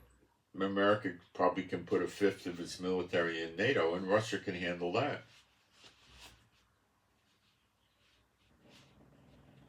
And then comes another piece in Iran. So when these pieces of the American military are damaged in the Pacific and in Europe and in the Middle East, it takes America down, boom, boom, boom, boom, with less defenses. Then comes the sleeper agents to create turmoil in the U.S., and you have ruler fighting ruler, then America's going to be so screwed up by then, they'll just attack her. China and Russia can't do it by themselves. They need to weaken America sufficiently. So they're using other countries. It's not hard to understand. That's the snare. People don't get it. And they're not going to get it. They're going to just die.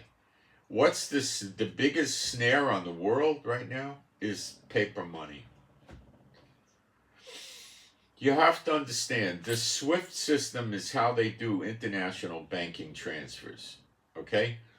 So you want to send money from a Los Angeles bank to London, it goes through SWIFT. They have other ways of doing it, but SWIFT is what they use mostly.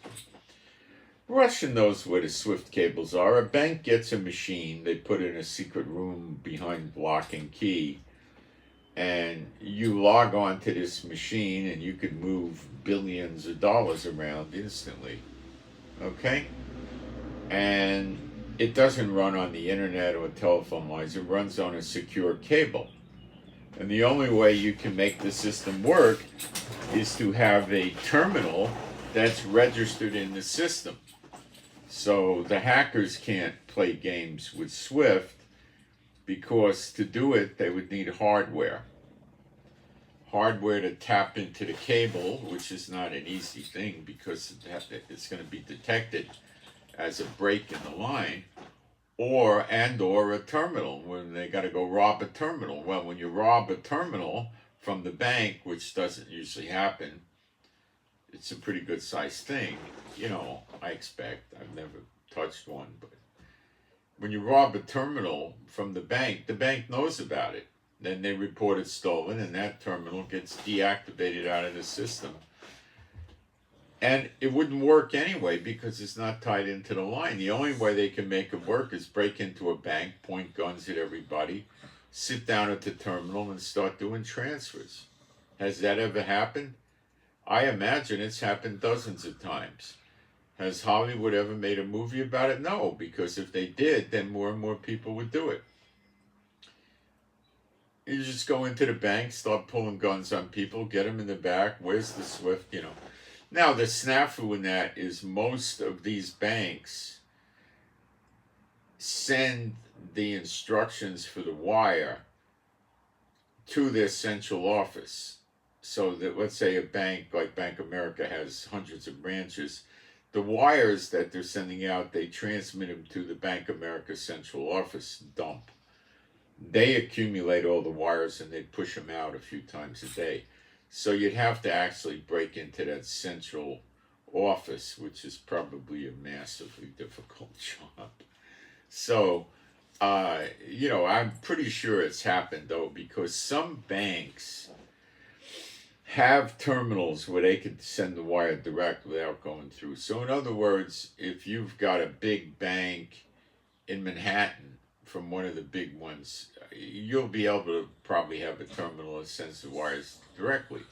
If you're in Prairie Falls, North Dakota, Bank of America, no.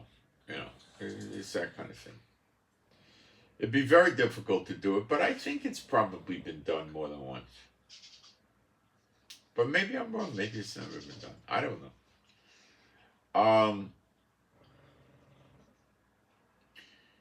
All Russia has to do is cut the cable. They can cut internet cables at the bottom of the ocean. They got ships to do it, to repair cables, which means they can break them. So they can use the ships to do it, or if they know where the cable is, just drop a depth charge down there and blow it up. And that's all I got to do. And that stops international transfers. And then when they shut the internet, that's going to be the end of cryptocurrency. And when the governments of the world start getting attacked and fall apart, which is going to happen, the money is worthless and people are going to go to barter. And the real snare on the people is they're trusting in man, they're fearing man, they're not trusting in God, they don't fear God, and their money is going to be worthless. Their houses are going to go down in value by, 95%? You'd be able to buy a mansion for $1,000 pretty soon, you know. Or you'd have to do it in gold. I mean, once the population is down and everything's falling apart and the infrastructure's over, well, nobody's going to buy anything.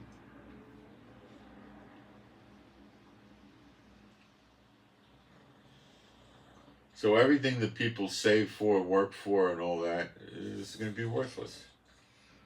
They trust in their pensions be worthless. Social Security, disability will be worthless. Nothing. The Israeli money is going to be in gold and silver, hard currency, not backed by gold and silver, the actual coinage. It's so stated in the Bible. That'll be it. And it tells you how much it's going to be worth. Not going to work out for them. They're all going to be broke. Now, they'll have rich things.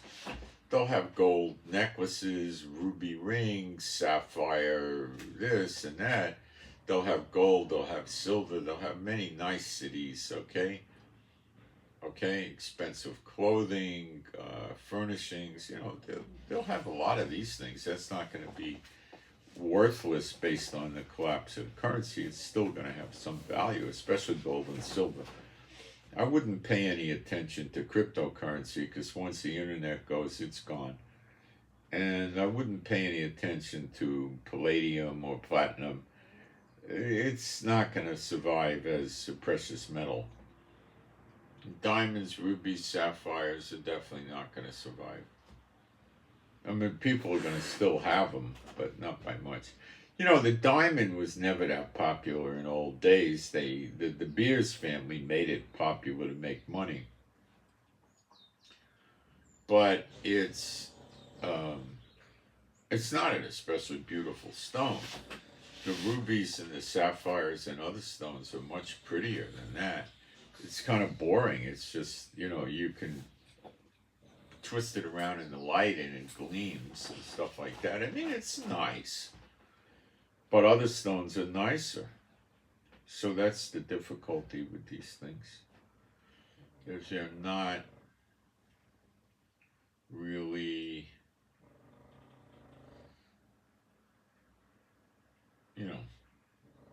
they're not that nice. Look at the old crown of England, Let's take a look at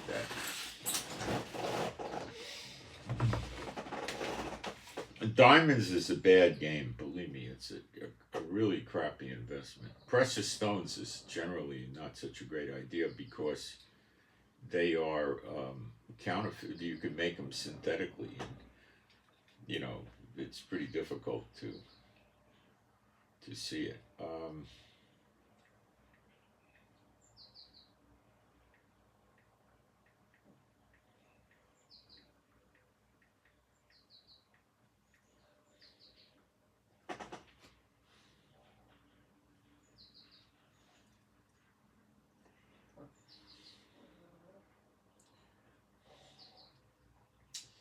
I'm looking at the British Crown, but it's a real junky picture. I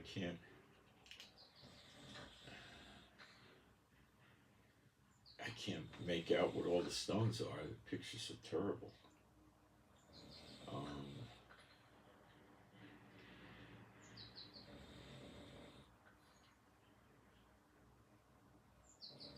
It looks like a lot of them are colored stones, but there could be diamonds in there too.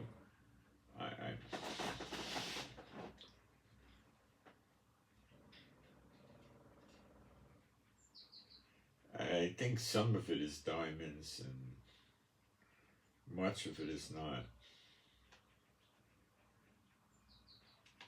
See here, you can see the old bat there, and a lot of the stones are colored, and that's because they go back a long time. Okay. So I told you that I'm now able to use PayPal. At least I think I am. So just send me an email if you want to pay, do offerings by PayPal, or you can try tracking my email address. You may get it, or just write me an email and I'll send it to you. Now, back to the flashlights for a minute. As I've been telling you on a few occasions in recent days, expecting things to get a lot worse in Europe and America. Some of you live in jurisdictions where you can't run around with guns, or you don't want to, and they're expensive, and you don't know how to use them and stuff like that. Okay, so one of the best self-defense weapons that you can use today in a restrictive environment is a high-powered flashlight. And by high-powered, I was telling you the other day, 2,000 lumens. Now, I'm going to take a break for a second and come back and explain more about this to you, because I did a bunch of research in the last few days on this.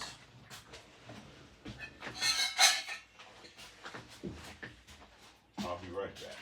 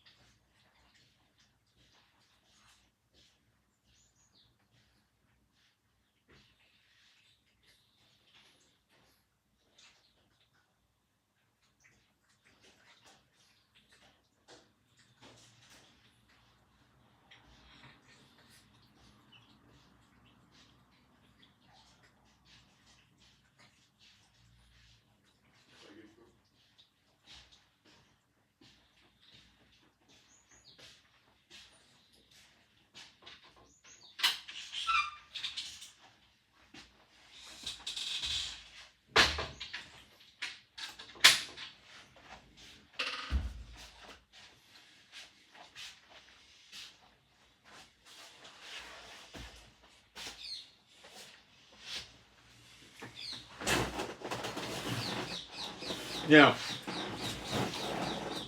you don't want to pay attention to candle power with flashlights. It's meaningless.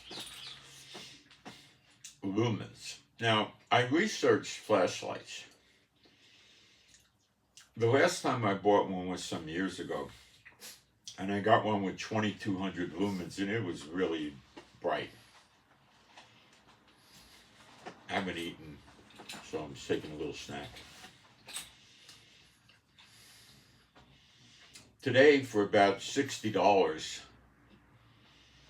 you can get a 4,000 lumen flashlight that's rather small, that you could easily put in a pocket or a purse. Now, to give you some perspective, most headlights are going to come in at about 3,000 lumens on bright. So you could go out and turn your car on, put the bright lights on, and get about 10 feet away, which is probably a reasonable distance from when you're going to use your flashlight, and bend down so you're level with the headlights, and look at it, and you'll get an idea how bright it is at about 3,000 lumens. Now, some of the more expensive cars, like a high-end Porsche or a expensive Mercedes or something like that, it can get up to 6,000 lumens with the headlights, because they use very expensive headlights.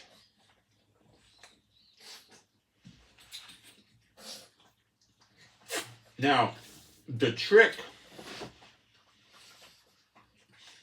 is not to just be able to blind a potential attacker during the nighttime or in low light conditions. That you could unreliably do with as little as 500 lumens. But I don't like that. 2,000 lumens will really do it at night or low light. See, in low light,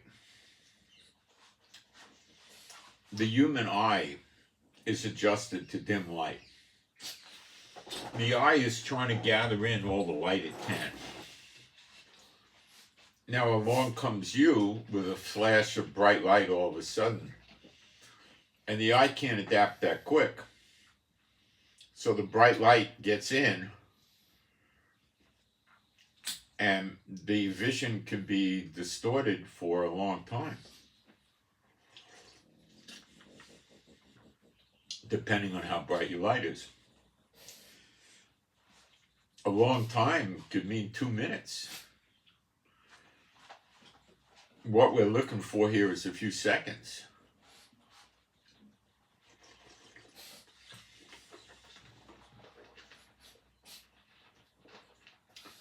Now, if you get somebody in the eyes with a 4,000 lumen flashlight at 10 o'clock at night in a dim parking lot or a street or something like that, they're going to go on tilt. Okay? Now, that's 4,000 lumens. They're not going to be able to continue looking at the light. They have to turn away. Put their hand up, turn their head away. That's when you either make your mistake, make your escape, or you attack them. Now remember, in the event of everything is all broken down, the government's fallen apart, you're in a country where nothing's right anymore, everything's wild, you combine the flashlight with other weapons, which could be a bludgeon, which could be a baseball bat, a cane, a sword, a knife, a machete.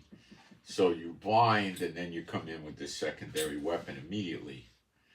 Now, it takes a certain kind of person with a certain degree of training to do this, but you blind them, then you come in with that. You never see any of this on the internet. All these martial arts teachers, 95% of them are bogus, okay? Do they really know martial arts? Yes. But when you watch a football game and you see a guy throw the pass and the other guy catches it, do you say, gee, that was the guy that threw the ball, he threw it Northern Shaolin style. And the guy that caught it, he did it Tiger Crane style, or Taekwondo, or Shotokan, or something like that, or Brazilian Jiu-Jitsu. No. Why are these guys good? Because they follow a certain school or system? No, they're good because they have natural-born athletes.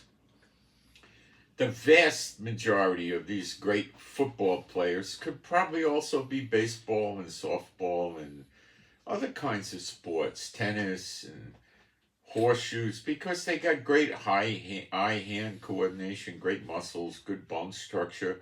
They're athletic. That's an innate trait they have, okay? And the same thing applies to the martial arts. These characters that they promote the martial art are just really good at this. There's a guy on the internet named Horton or something. I think he's around Orlando, Florida. He's in a more modern Shotokan style, and he's a 5th degree black belt. Now, I watched this guy, and he's better than 7th degree black belts in the same Shotokan that I've seen. He's just a naturally born guy that's just really, really adept at it. But he doesn't teach right. He teaches crap. He teaches people systems. What Bruce Lee taught the people in the early 70s or late 60s was, don't follow a system. What I learned that opened my eyes to all this garbage was that the human body could only reflexively, let's use that word, learn 10, maybe 12 moves. Maybe some people could get up to 14, but that's it. These martial arts systems, including Israeli Krav Maga, have 80, 100, 200, 300 moves. It's ridiculous. If you got time to say, well, he's coming at me with a right cross, I'm going to use an inner block, grab his hair, and then punch. You're not in a real fight. That's a joke. So the moves they're teaching you might match another person sparring with you in the same school, but in an actual criminal or violent encounter, using these systems tends to fail. Along comes the MMA, mixed martial arts tournaments with high stakes. They put them in a cage and they fight. Well, first thing you have to understand is very, very, very unrealistic. Why?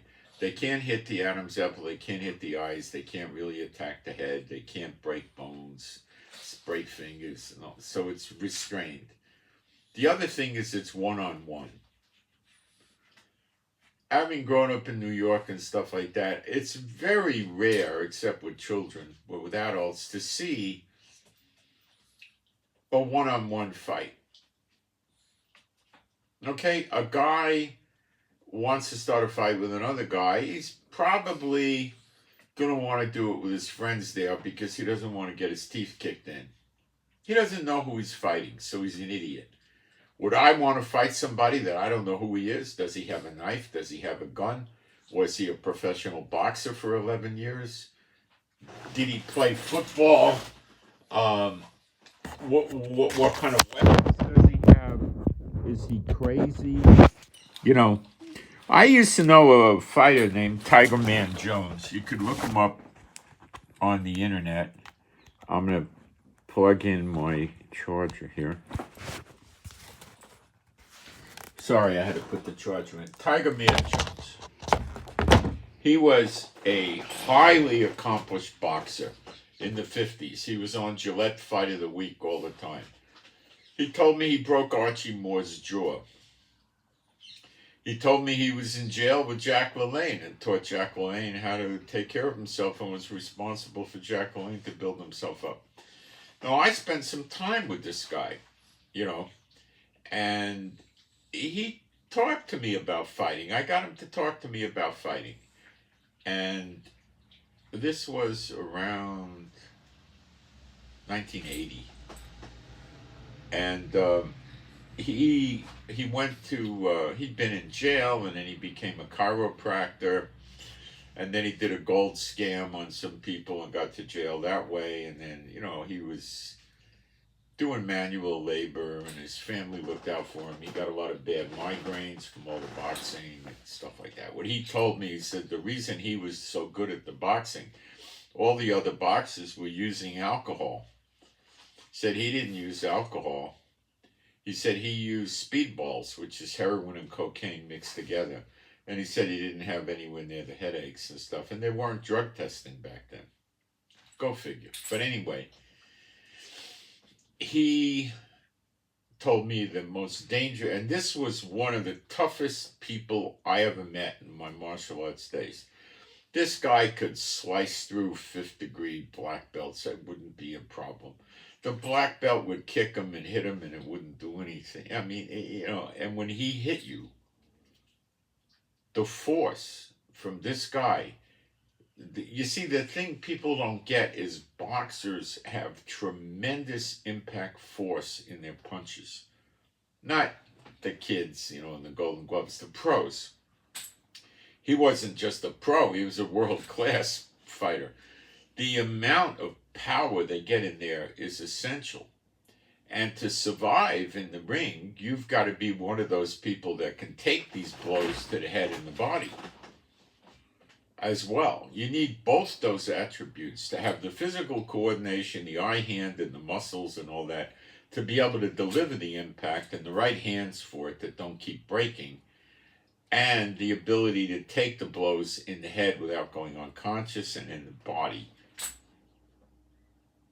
It's not easy. These are attributes, but the power they have is insane.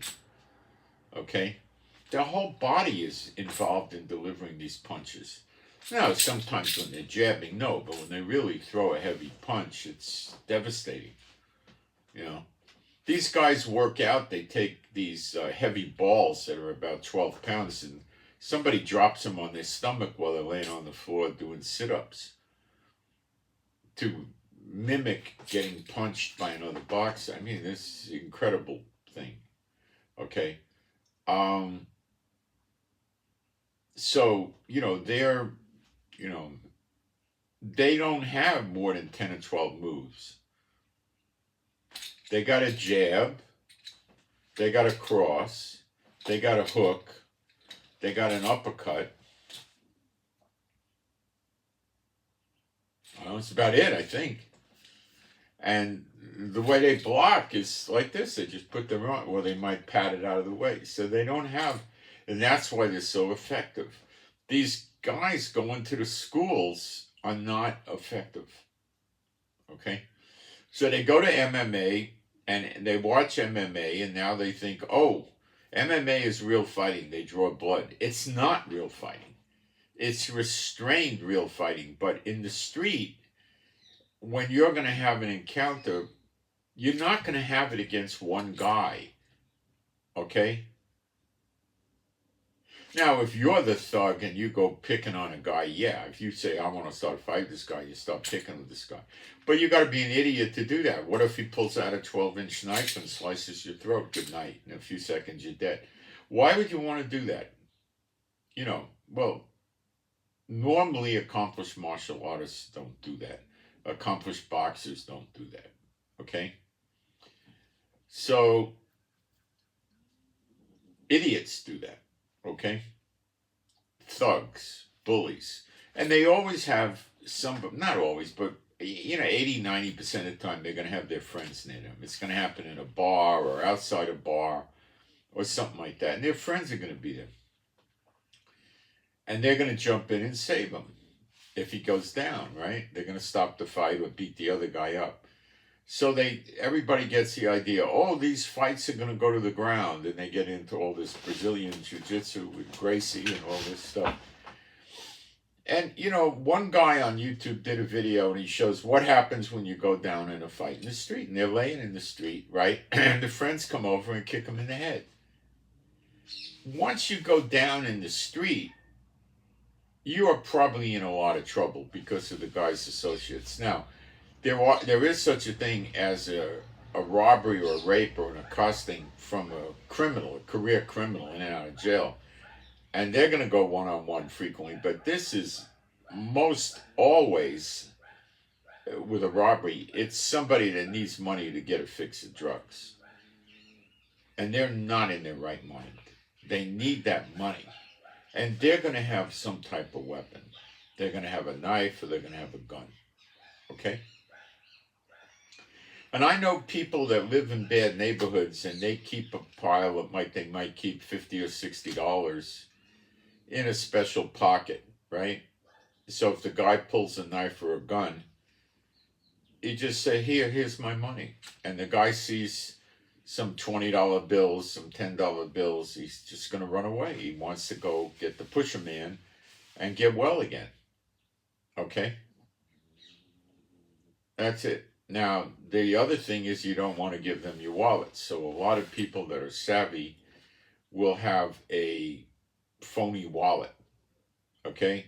You can put expired credit cards in there or cards that look like credit cards. Anything in there, and stick a little bit of money in there, and he says, give me your wallet. Reach in and give him your wallet. Now, he might get your wallet. Just reach in for himself. So what you do is you get clever. And I'm talking about you living in a rat hole like San Francisco or New York or something like that. So what you do is you get a money belt or a pouch under your shirt and keep your real wallet in there. And take some of your cash and stick it in one of your pockets so when you go buy stuff in the store, you want a soda or a sandwich, you don't have to take the wallet out.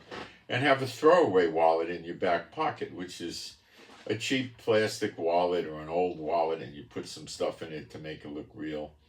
That's not of any value. expired credit cards are great, but then he has your name. So you can put anything in there, and some cash. Once he sees the cash, he's going to realize it's your wallet and take off. A lot of times, they don't want the wallet because it's evidence. So they might just pull the cash out and throw the wallet on the floor. Sometimes they think they can go sell the credit cards right away to somebody for $20, and they'll go online and try to make purchases before the cards shipped, or go to a store and buy something. Who knows, right? Those are, good approaches, but I never see any of these martial arts guys saying how they're going to fight against a guy with a very powerful flashlight.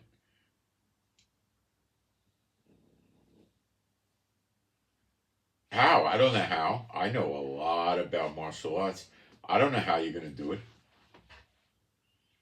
And what if you got a guy with a 12-inch Bowie knife and a nice, very powerful flashlight in his other hand, shining it in your face, trying to, your only choice is you got to run away. The assailant has to run away. What's he going to do? What if a guy has a gun and you manage to get it across his eyes with the flashlight? He's got to pull away. Now he's got to try to shoot you blind, not knowing where the heck he's oriented. But there are flashlights. There's a company called Imalent, I-M-A-L-E-N-T. I-M-A-L-E-N-T. They make good flashlights. It's a Chinese operation. They're pretty good. They make a flashlight that's probably around this big. It's under 6 inches, and it's not that thick, and it's kind of round, and it has a little bit of a bulbous head, not much. This thing is about $100 on Amazon, and it has 13,000 lumens. That's twice as powerful as the exotic headlights you're going to get on a $200,000 car. It's more than 4 times as bright as regular, ordinary Chevrolet headlights. Now, will that blind in the daytime? First thing you got to understand is probably there's going to be an extremely high probability that bad events are going to happen at night or in low light conditions. If you're out at 11:30 in the morning on a bright sunny day, it's difficult to blind. But 13,000 lumens is going to make it difficult for him to look at the light, and it's going to mess the vision up. If he doesn't turn away and he keeps staring over a few seconds, his vision is going to get crackpot. There'll be dots and glaring, and you're not going to have good vision anymore. You'll be able to get away. Okay? Even though it's daytime. Now, at night, he may be out. His vision may go out for 5 minutes. You could walk away from the guy. And what do you do if there's 3 or 4 of them? You put this thing on there. First of all, if you're 10 feet away, getting, 3 or 4 of them isn't that hard. If they're 20 feet away coming up on you, what can you do? Well, turn your flashlight on high and point it down at their feet, and the beam will light their faces up and you could look at them. You're not going to really mess their vision up very much, but some, because you're not pointing it in their face. And then you see what they are and what they're holding and what their intent is and what they look like. And they're not going to be very comfortable about the light. And if you see they look really like they're coming for you, then you just raise the light up and start going across all their faces. So even though you got 3 or 4 assailants, you can get out of there. Why does a guy who wants you to spend $100 a month for 5 years in his martial arts school going to tell you to go buy a $100 flashlight? Let's say some guy went to his school for 14 years and he's a 5th degree or 7th degree black belt, right? The guy can break bricks with his head. I had a friend years ago that could do that. You know, he became the head of one of the karate systems. I used to know. I used to see the guy a few times a week. I used to fool around with him. He used to teach me stuff. You know, he was a good guy. Now I saw that. You know, and well,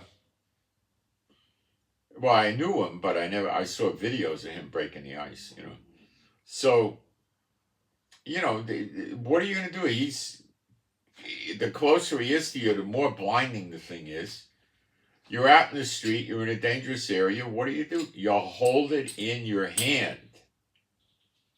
And these things got switches where you hit them once or twice and they go right on to full power mode.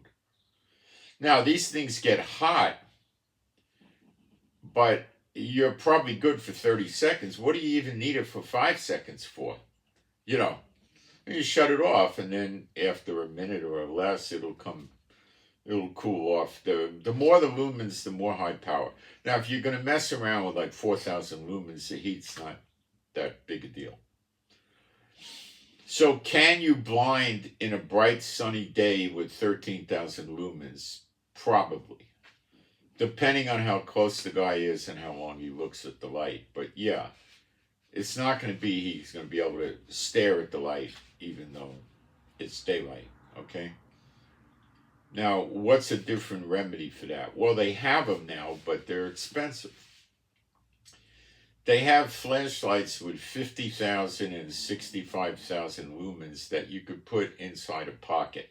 Now, I'm not talking put it in your Levi jeans. I'm talking in a big coat pocket or wear it on a belt holster or something like that.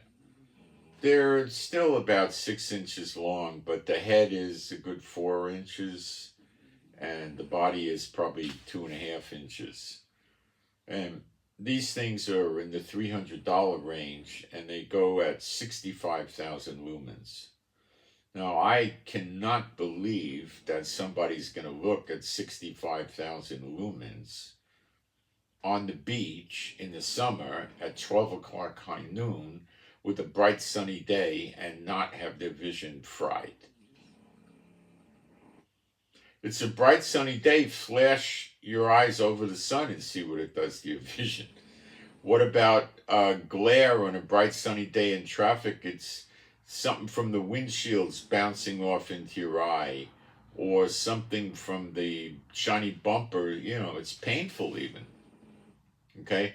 And that's not directed at your eye, and it's coming through the windshield of your car, which is probably tinted, and the angle isn't right and everything else. So these got to be the perfect weapon, you know, I mean, for any close encounter. Even with a guy with a gun, how's he going to shoot at you when he can't see you? When you shine the light, you get out of there. What about somebody with night vision and you hit him with 13,000 lumens? Oh my gosh, the guy probably have to go to the hospital and get eye drops to make his eyes stop hurting. You know? You smoke his eye. Now, some of these real expensive night vision things, as soon as a bright light comes in, they'll shut it off, so you're not going to have much damage. But how many people have something like that? You know, not many. Not many. That's pretty rare.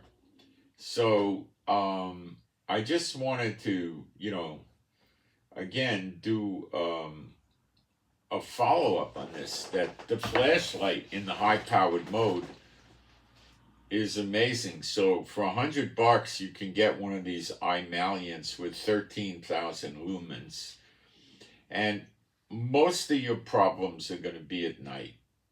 If there's a military invasion, no, it'll be the daytime, you know. But most of your riots, your protests, your robberies, your rapes, your assaults are going to be at night. Okay? They're going to be at night. And you're not going to get prosecuted for this. And also, let's say you're walking to your car. You got to go down in a parking lot where it's dark. You turn your flashlight on. It has controls. You don't turn it on to 13,000 lumen. Turn it on to 2,000 lumen.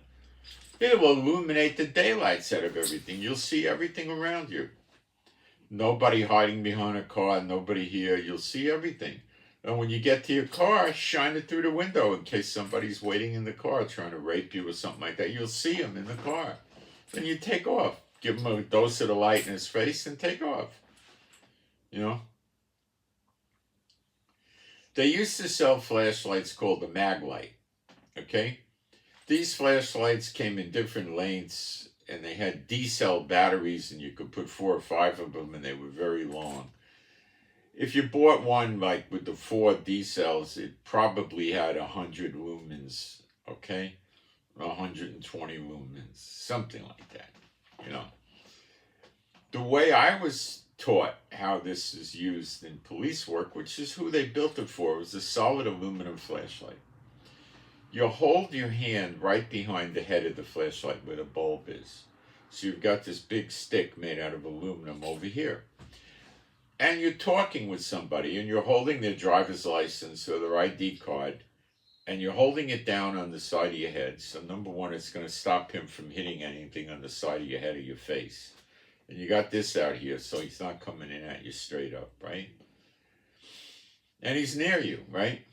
And you're reading his ID or something like that. And the guy does something. What do? Boom. Just like that. Hit his hand, hit his head, the shoulder, whatever you want to do. And then you can keep pursuing him with a club.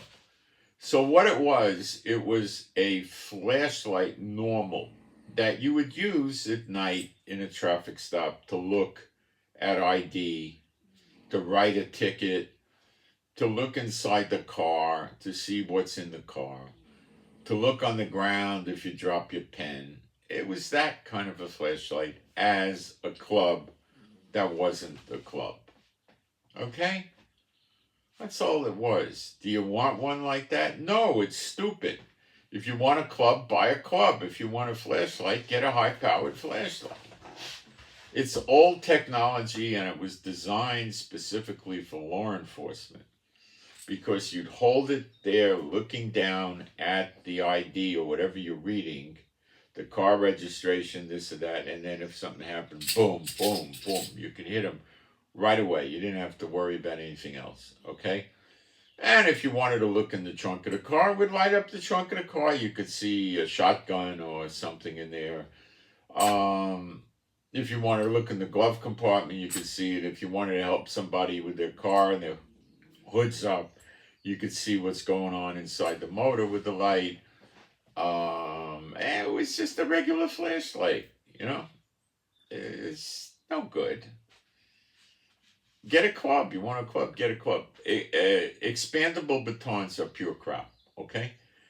Winchester, the gun company, made one back about 25 years ago. I had 2 of them, and I got rid of them. I regret it.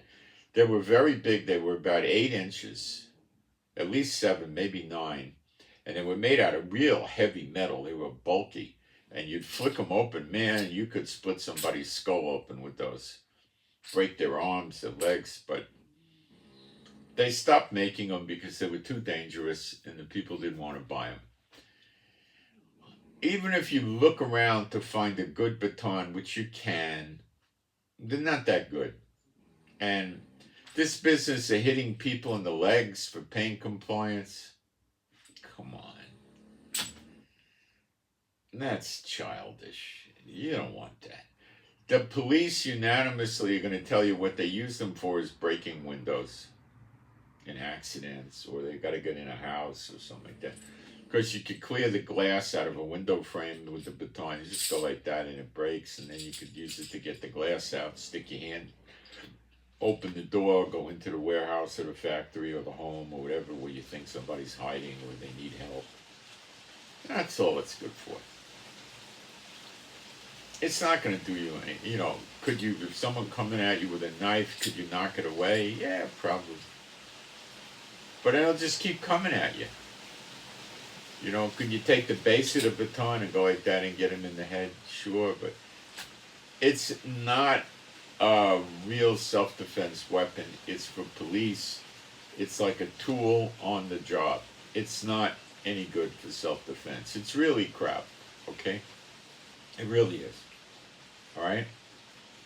So if everything breaks down and it hits the fan, which it will soon, the flashlight is a superb weapon. You can buy extra batteries and keep them charged, so if the power goes out, you got some backup for a while.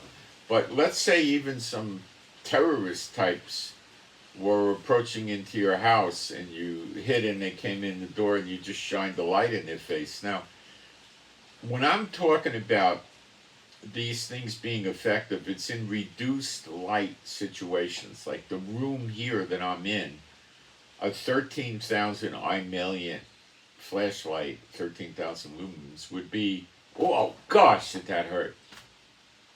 Okay? Out on the beach on a bright sunny day, that's a real challenge. But the odds of you having to use this thing on a bright sunny afternoon or morning is not high. It's quite low. It's twilight and nighttime that you've got to. So if someone was coming into your house or an apartment through a window at night and you hit them with the light at 13,000, even 4,000 lumens, they're going to get fried. But I like the 13,000 because that really is going to smoke it. Okay? It really is. I mean, that's going to really. Do these things cause permanent eye damage? No, they're not known to do that. No, not at all. It'll clear. It's not going to. Lasers cause permanent eye damage, but not these lights. Now, they sell lights that go up to 100,000, 120,000 lumens. The problem with those is the heat buildup. And the second problem with them is the head starts getting this big, and they're 7-8 inches long, and they weigh 4 or 5 pounds. If you want to spend the money, Amaliant makes flashlights with 50,000 lumens and 65,000 lumens that are definitely capable of putting them in a pocket or a purse, and they're not very heavy at all.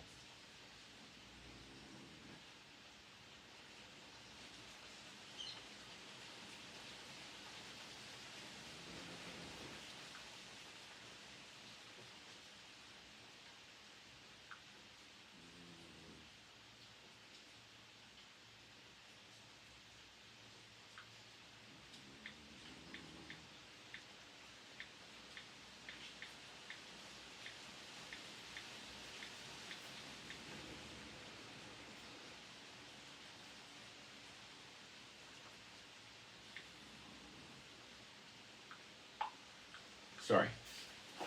Okay, so if you want the 4,000 lumen flashlight, which I would restrict just to nighttime use or low light use, like let's say you're in a mall and you're walking to go down a stairwell to get out to the parking lot and it's dim in the parking lot, it'll work good.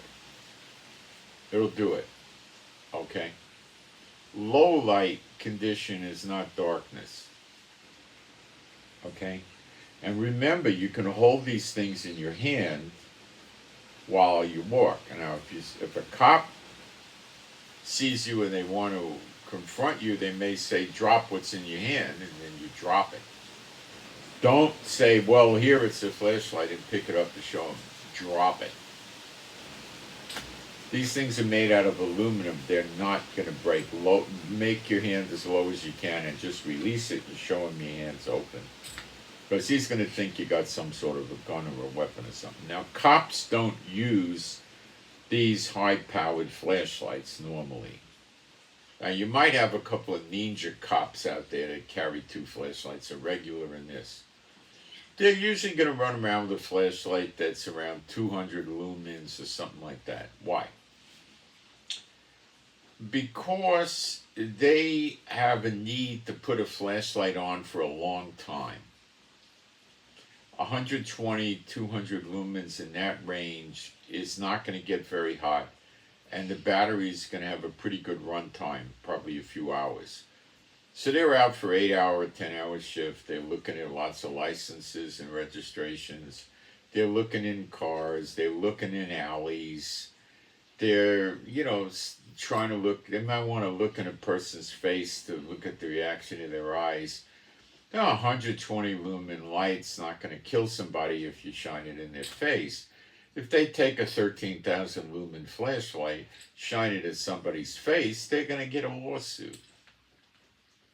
And what do you do with the guy? You might not be able to see for 10, 15 minutes. You're going to sit there with him, sit down on the curb, relax, let me get you a drink of water.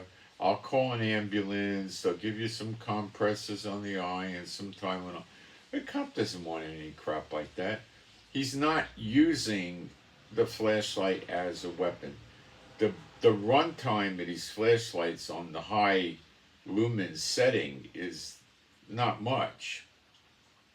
You turn that 13,000 lumen flashlight on, it's only going to stay at that power level for about 30 seconds. Then it's going to drop down to something like 4,000 lumens, which is still going to work in low light conditions. Because the heat buildup is too much. But what the heck do we need 30 seconds for? We can live with 5 seconds. See what I'm saying? You don't need it that long. Just shut it off. Then you can go more and more. They're rechargeable batteries. A lot of these things, you got a USB port in the flashlight. You plug it in with the USB and the thing charges. It's usually 2 hours, 3 hours.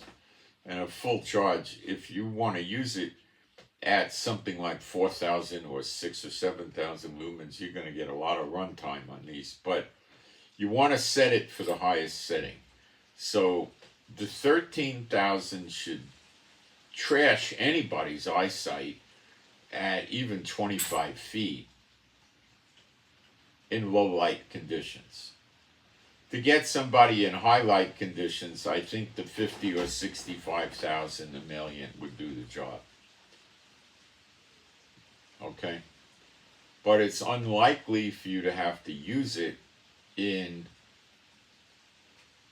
bright daylight, because that's not when the perpetrators come out and start raping people and attacking people and stuff like that. They do it at dark, Now, would it work on animals? Yeah, it'll stop dogs and any kind of other, even bears, moose, anything, because you took their sight away. And they don't know what your motive is, okay? And the thing is, if you're going to do it with the dog, do it as quick as you can and get it out of his face. And then move. Don't stand there, because he may remember where you are and try to charge where he remembers you to be. That's unlikely, but it could happen. But take 3 or 4 steps away and he's not going to do nothing, because he doesn't know what he's going to hit, and he's going to think he has something in his eye and probably try to rub his eye on the ground to get rid of it. He doesn't understand what happened. They can compensate for bright lights, but not like this. They can't accommodate from dim light to 13,000 lumens fast enough to stop it. So their vision will be screwed up. The better weapon for the dog is the pepper spray, because you hit him with the pepper spray, it's going to last quite a while. But you got to be merciful, because if he's running around the street, he may get hit by a car. Usually they don't panic. They stay put, because they don't want to start running, because they don't know where they're going to trip or fall or go off a cliff or in a hole, or, they won't do it. But if the dog is really bothering you and stalking you, you get a pepper spray. Now, let's talk about pepper spray and the flashlight. Does that make any sense? It makes slight sense. You can blind him with the flashlight and then spray him all around his face with pepper spray. Okay. What would that do? That would keep him screwed up for minutes. Not seconds or 2 minutes. He'd probably be messed up for 10, 15 minutes or an hour, a half hour or longer, a long time. His eyes would be irritated from the light and then with the pepper spray together. Can you do the pepper spray first? It's stupid, because he's going to keep his eyes closed. The light has to come first. And his eyes are probably not going to remain closed. He's going to turn away, and then you try to get him with those bare pepper spray blasters. They've got a large canister and a handle like this, like a hose nozzle, and it'll blast a cloud of 10 or 12 feet at him. So it's going to get his eyes. But that's a big, cumbersome thing to schlep around, and if you go to a nightclub and they want to look at your purse, or you go into a secure area and they see a flashlight, what are they going to do? They might say, open it up. They want to see if you got something in there, like a knife or something else. I don't know, anything. You open it up and they see it's just a battery in there. They're probably going to let you pass with it. Why do you have that? Well, I use it to see where my keys in the lock in the car, or anything like that. You tell them anything. I use it. It's dark when to light up my doorway, stick the key in it, or stick my card in, or I use it to make sure nobody's in my car when I get back, or whatever. They're not going to care. A flashlight is not considered by people to be a weapon. Now, if you got one of these big honking 65,000 candle lumen powered things, they might be a little concerned. What the heck do you carry a flashlight that? But if you have the 13,000, it's the size of a regular flashlight. They're not going to get too excited about it. Does the 2,000 lumen work at night? It does, but go for 4,000. It's twice as strong. Okay, and that I would say should be the minimum you get. The 2,000 will work. People have tested it with 900 lumens years ago, because that was a lot, and it worked. I bought one. It was about $500, made by Surefire, back around 2002, and it was 500 lumens, and that was the state of the art. And I shined it in the mirror while I was looking at it in the mirror, and it was in a pretty decent light situation, and it was pretty hairy what it did to the eyes. I even did it with my eyes closed, and it was glary. That was 500 lumens. Okay, 2,000 lumens is going to cut it. 4,000, much better. But why play games? The 13,000.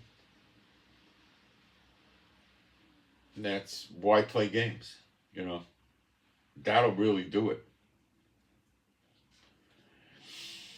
So what would you tag it with in the event of everything broke down and it's the wild, wild west, and you didn't have a gun, or you couldn't go to the gun, or whatever, or government's still working, but people are out there killing people in the streets all the time like crazy? You get yourself a nice big knife, and you get yourself your flashlight, and if they shine it on you, you can run away. If they bother you, run away, shine it and run, or shine it and use the knife, or a baseball bat, or a club. A club is a piece of lead pipe, 18-inch piece of lead pipe. Get threaded lead pipe and put a big nut on it, on the thread. That'll give you more ballast weight at the tip. That you can carry, but it's still the same thing. Just get out of there. Can you use it with a gun? Absolutely. You hold the gun in this hand, and you hold the flashlight here with the head of the flashlight like that. Hit the tail cap, shine the flashlight, get it on the guy. He can't see you, and shoot.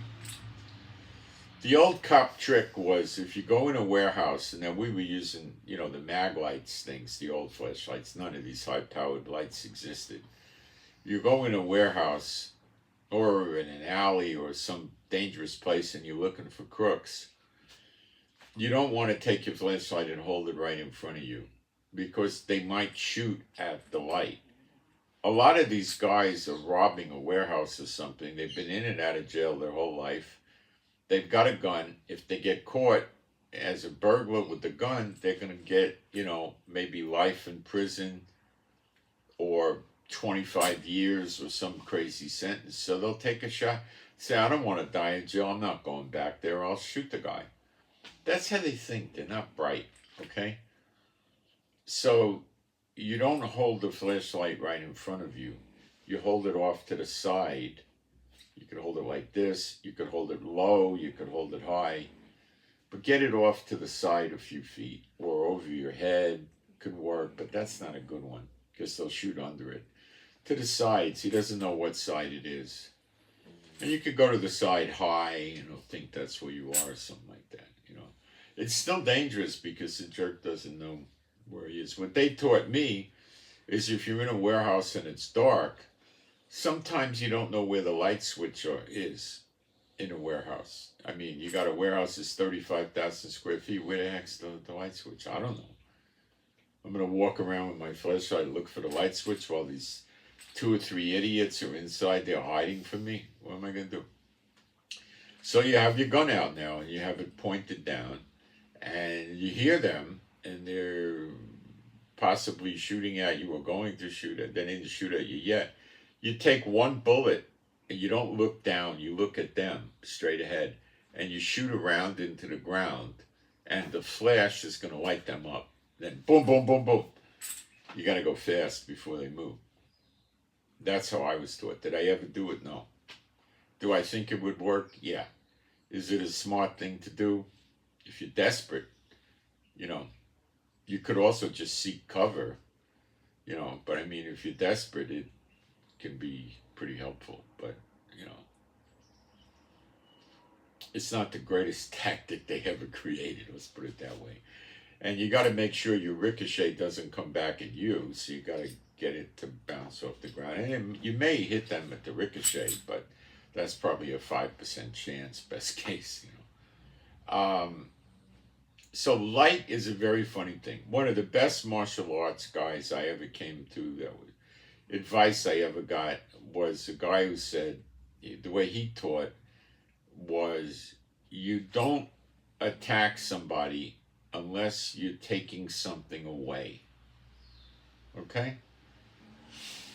So the karate schools and the judo and jiu-jitsu, they don't teach this. Okay. In other words, if you go to attack him and you hit his hand, you didn't do much. Okay? But if you kicked his knee, then you took away his ability to walk right, which is worth a lot. Then if you hit him in the throat, you took away his ability to breathe correctly. So now he's choking and coughing and gasping and can't walk right. Now you got him. See what I'm saying? You don't just go hitting for the sake of hitting. You got to take something away. Now this mostly applies to edged weapons in my book. If you're going at him with a knife, you go slice, if you can, 2 times the arm, because the muscles breaking the ability for the arm to move on one good slash with a good knife is pretty good chance. But if you go 2 times, you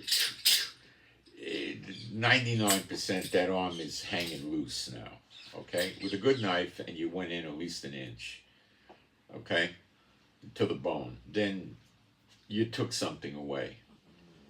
Now you know that, let's say you hit his right arm, his right arm is not a threat to you anymore. So you move in and get the right leg. You kick, whatever you're going to do to feint, distract, and then you slash his thigh muscle. Now the whole right side of body is finished, and you tell him, look, you want to give up, or you want me to finish you off, and then you just reproduce. Get the other leg, get the arm, and then there's nothing left he could do. But even when you get the arm and the leg, you can't run away, you can't do anything. I mean, it's just, if you're dealing on some crazy drug crazed maniac, but you don't do anything unless you take something away. So how does the flashlight fit into this? It takes his vision away. And it enables a person that physically can't fight. They're a 110-pound woman that hasn't done any sports since she was in high school. Or somebody's 80 years old, or they're 45 years old and they weigh 290 pounds and they're 5'10". It enables them to have a chance. Now, what about bad guys using a high-powered flashlight? I have never heard of it. Okay? Like I said, cops don't want these. They don't have a good burn time.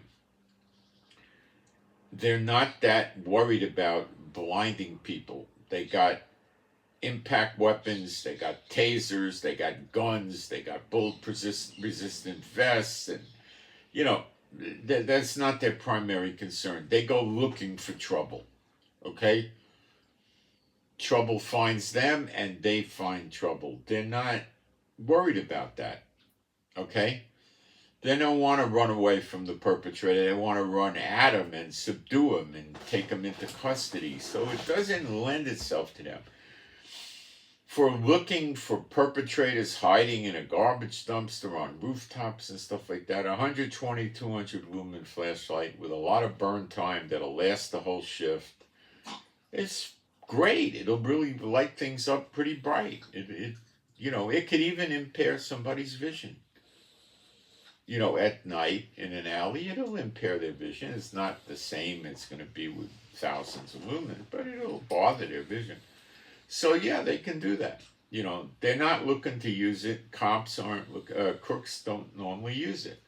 They don't run up to people on the street and shine a flashlight in their eye and then punch them in the mouth and take their wallet. They don't do that. I've never heard it. Okay.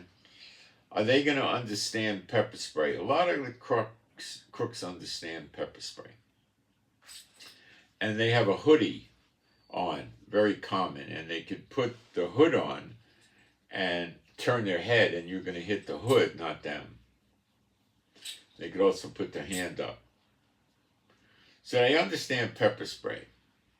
But when you get into the bear size pepper spray, where it throws a 10 or 12 foot cloud instead of a little stream or a little puff at them, that's really hard for them to escape. Okay? Really hard. Now, you can use pepper spray when everything breaks down, society breaks down. You can use pepper spray and a Bowie knife. Let's say some guy studied Japanese sword fighting for 14 years. And I got a 12-inch Bowie knife and I got pepper spray. What's he going to do? Stand there like this? What's he going to do? He stands there, and I just stick him with the Bowie knife. Well, let's say a guy did fencing. Let's say he was a teacher of the actors that needed to learn fencing in Hollywood. He was going to sit there. I studied fencing very little. He's going to sit. I was good at it. He's going to sit there, Then I tap his sword with my Bowie knife and stick it in him. I'm not even giving myself a sword. What if I had a katana or a nice sword? And, what's he going to do? Well, let's say you got some guy who's started studying karate when he was age 4, and he's 45 years old. He's got 40 in. He's one of the heads of one of the systems of karate. He's a world-renowned champion of karate, but they don't do well in fighting, in the MMA even, But he's, what's he going to do? So we square off. He's going to rush at me or try to do a technique and he gets blinded. So maybe I got him hanging on me. Maybe I got him hitting me or something like that. What's he going to do next? Here's the Bowie knife. Wear it.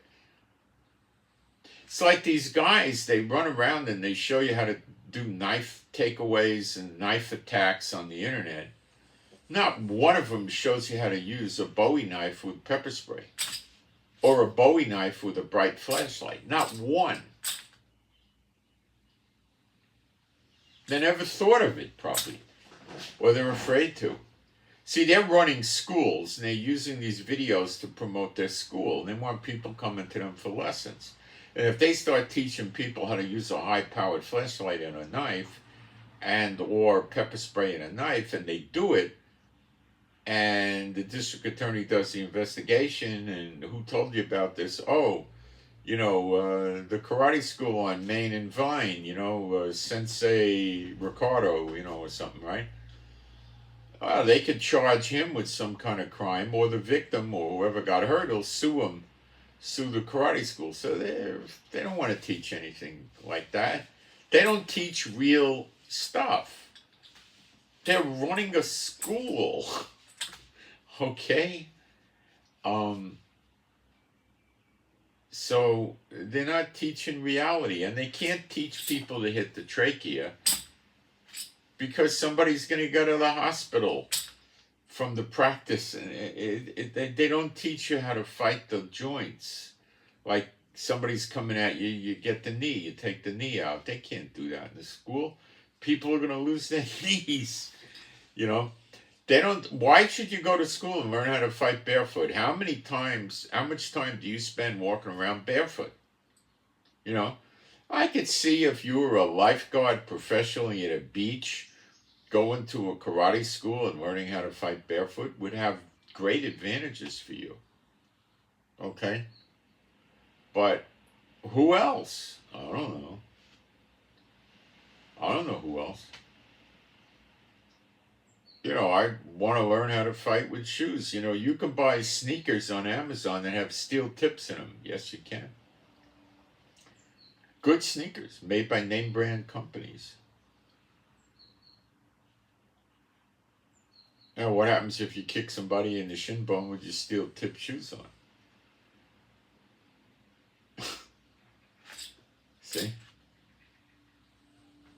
You can buy steel tip inserts for anything. They sell them. They're a few bucks. You stick them in the tip of your shoe and just put some glue in there with it or something, and that's it. But make sure that you use a shoe that has a high box. It comes up high. Because these things are not real comfortable for your feet. If your toes are hitting the steel cap, man, it's not a good thing. And you want to put them in shoes that are at least a size oversized. So if you wear a 10, get an 11. And if you wear a 10D, get an 11E. Just to make sure. Okay? And, you know, you can put them in there. They sell some that are composite, which is a plastic. You want the ones that have the metal. This is designed for people that work in workshops, that in case some object that like has an edge on it or heavy falls and hits their foot, it's not going to take their toes off across their toes. They have ANSI standards as to how much weight these steel shoes, these work shoes will take and stuff like that. But the composite ones are not anywhere near as good as that. When I was a deputy sheriff back then, they used to sell these in the uniform store. You can put the caps in your shoes easy. That gives you a big edge right away. You know. Or you could just get a good work boot and wear those if you're worried about it, if you know how to kick with your feet. And those things deliver excruciating punishment. If you just wear regular running shoes or sneakers, it's going to be okay. It's going to protect your foot, and you're going to deliver the thrust and the impact and the energy into the organs or wherever you're hitting, and it's going to work. But it's better if you got some really hard boot on or something like that, you know.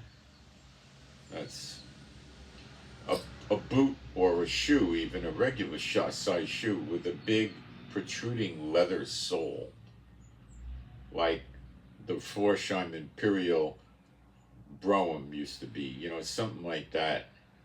And for your heel, you know, the rubber heel gives you traction, but a hard heel gives you more impact. So the rubber heel's not good. You can get hobnail boots. They still sell those, but you could slip and break your neck. They're not good for anything. They're not practical, you know. Shoes that have a big protruding leather sole, a thick leather sole that you can kick with are pretty good. But the leather is slippery. That's bad, especially when you're kicking. So they put a big rubber heel on it, which counters the slippery sole. But then if you're going to kick with your heel, which I do, it would reduce the impact. So if you put leather heels on, you would probably fall and break your neck. What you could do is put a rubber tap on a leather heel. That's a piece of rubber that's about 1 inch thick and maybe 1.5 inches long or 2 inches long that you tap, you bang it in with little tacks, nails, and into the leather heel. And that'll give you probably enough traction, and now you got a leather heel and, you know, that kind of thing. But Anyway, guys, things are going to get bad in a lot of countries in the next few days and weeks, and the flashlight could help you out. I mean, and you're not going to get in trouble with law enforcement. Now, if you see some people 25 feet away in a parking lot and you want to know who they are or what they're up to and you shine it in their eyes, well, they're going to get mad. But if you shine it on the floor, it's going to light them up a little. They're not going to have to jerk their head away or anything like that. And they might say, oh, the light's bright or something. So I'm sorry, I thought you were someone else. That's not the same thing as shining it in their face, and they're not going to get really bummed out about anything like that, So you can do that type of thing, Let me see what's going on here in the chat.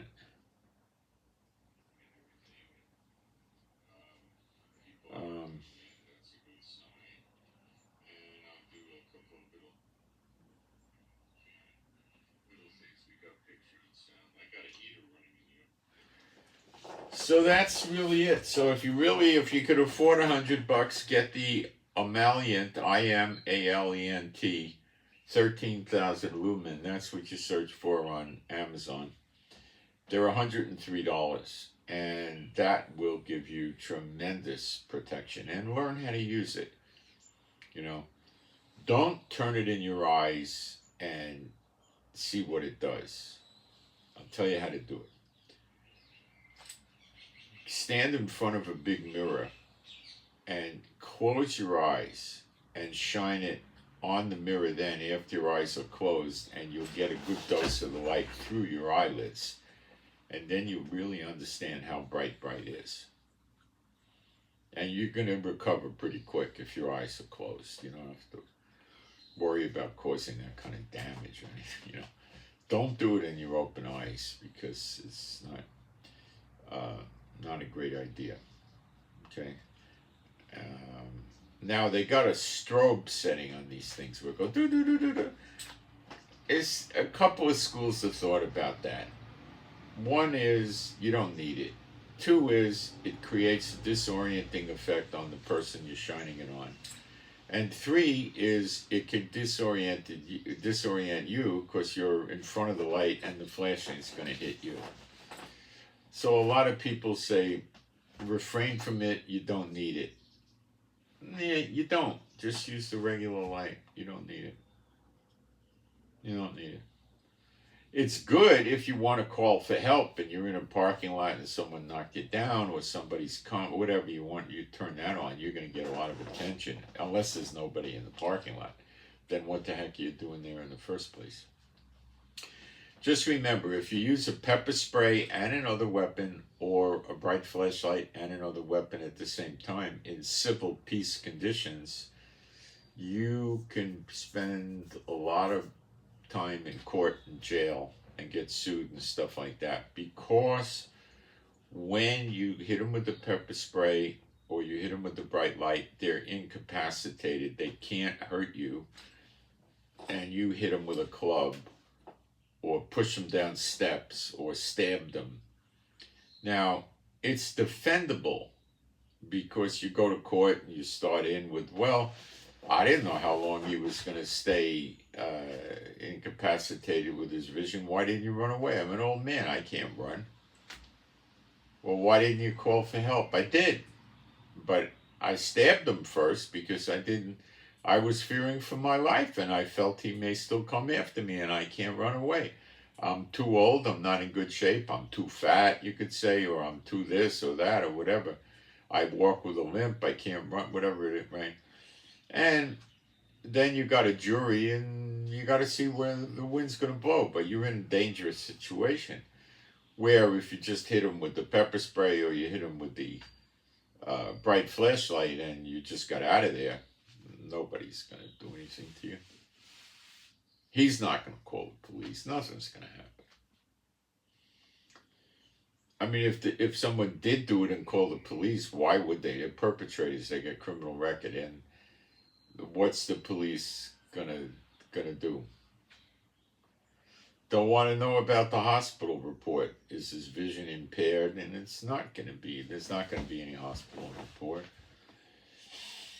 And it would be some petty offense they hit you with, and you'd probably get a lawyer and nothing would come about. And, nothing would happen. There's no permanent damage. You didn't rob the guy. You didn't assault him. And it could have been an accident. You were trying to shine your light on something, or you were trying to see who he was, and this and that. Now, if you had a flashlight that's a big honking thing like this, why were you carrying that flashlight? But the emollient 13,000 aluminum doesn't look that way. It looks like a real flashlight. So, I think that's the sleeper of sleeper, When it all breaks down, then we could get into spears and swords and bows and arrows and slings and nunchucks made out of lead pipe and all kinds of things. But we're not quite there yet, So these weapons, if you get into them and you use them, you're in the creek, We can get into push daggers worn around the neck. We can get into all sorts of great things for weapons, but, you can't use these things now. Can you get on an airplane with this flashlight? Probably, but I would just check it in the luggage. Maybe wrap it in a shirt or something like that to keep it from getting jostled too much and check it. I wouldn't bother bringing it on the plane. They're going to get a little worried about it. Don't want to open it up. They'll look and say, well, just put it in the suitcase you check. They won't care about that.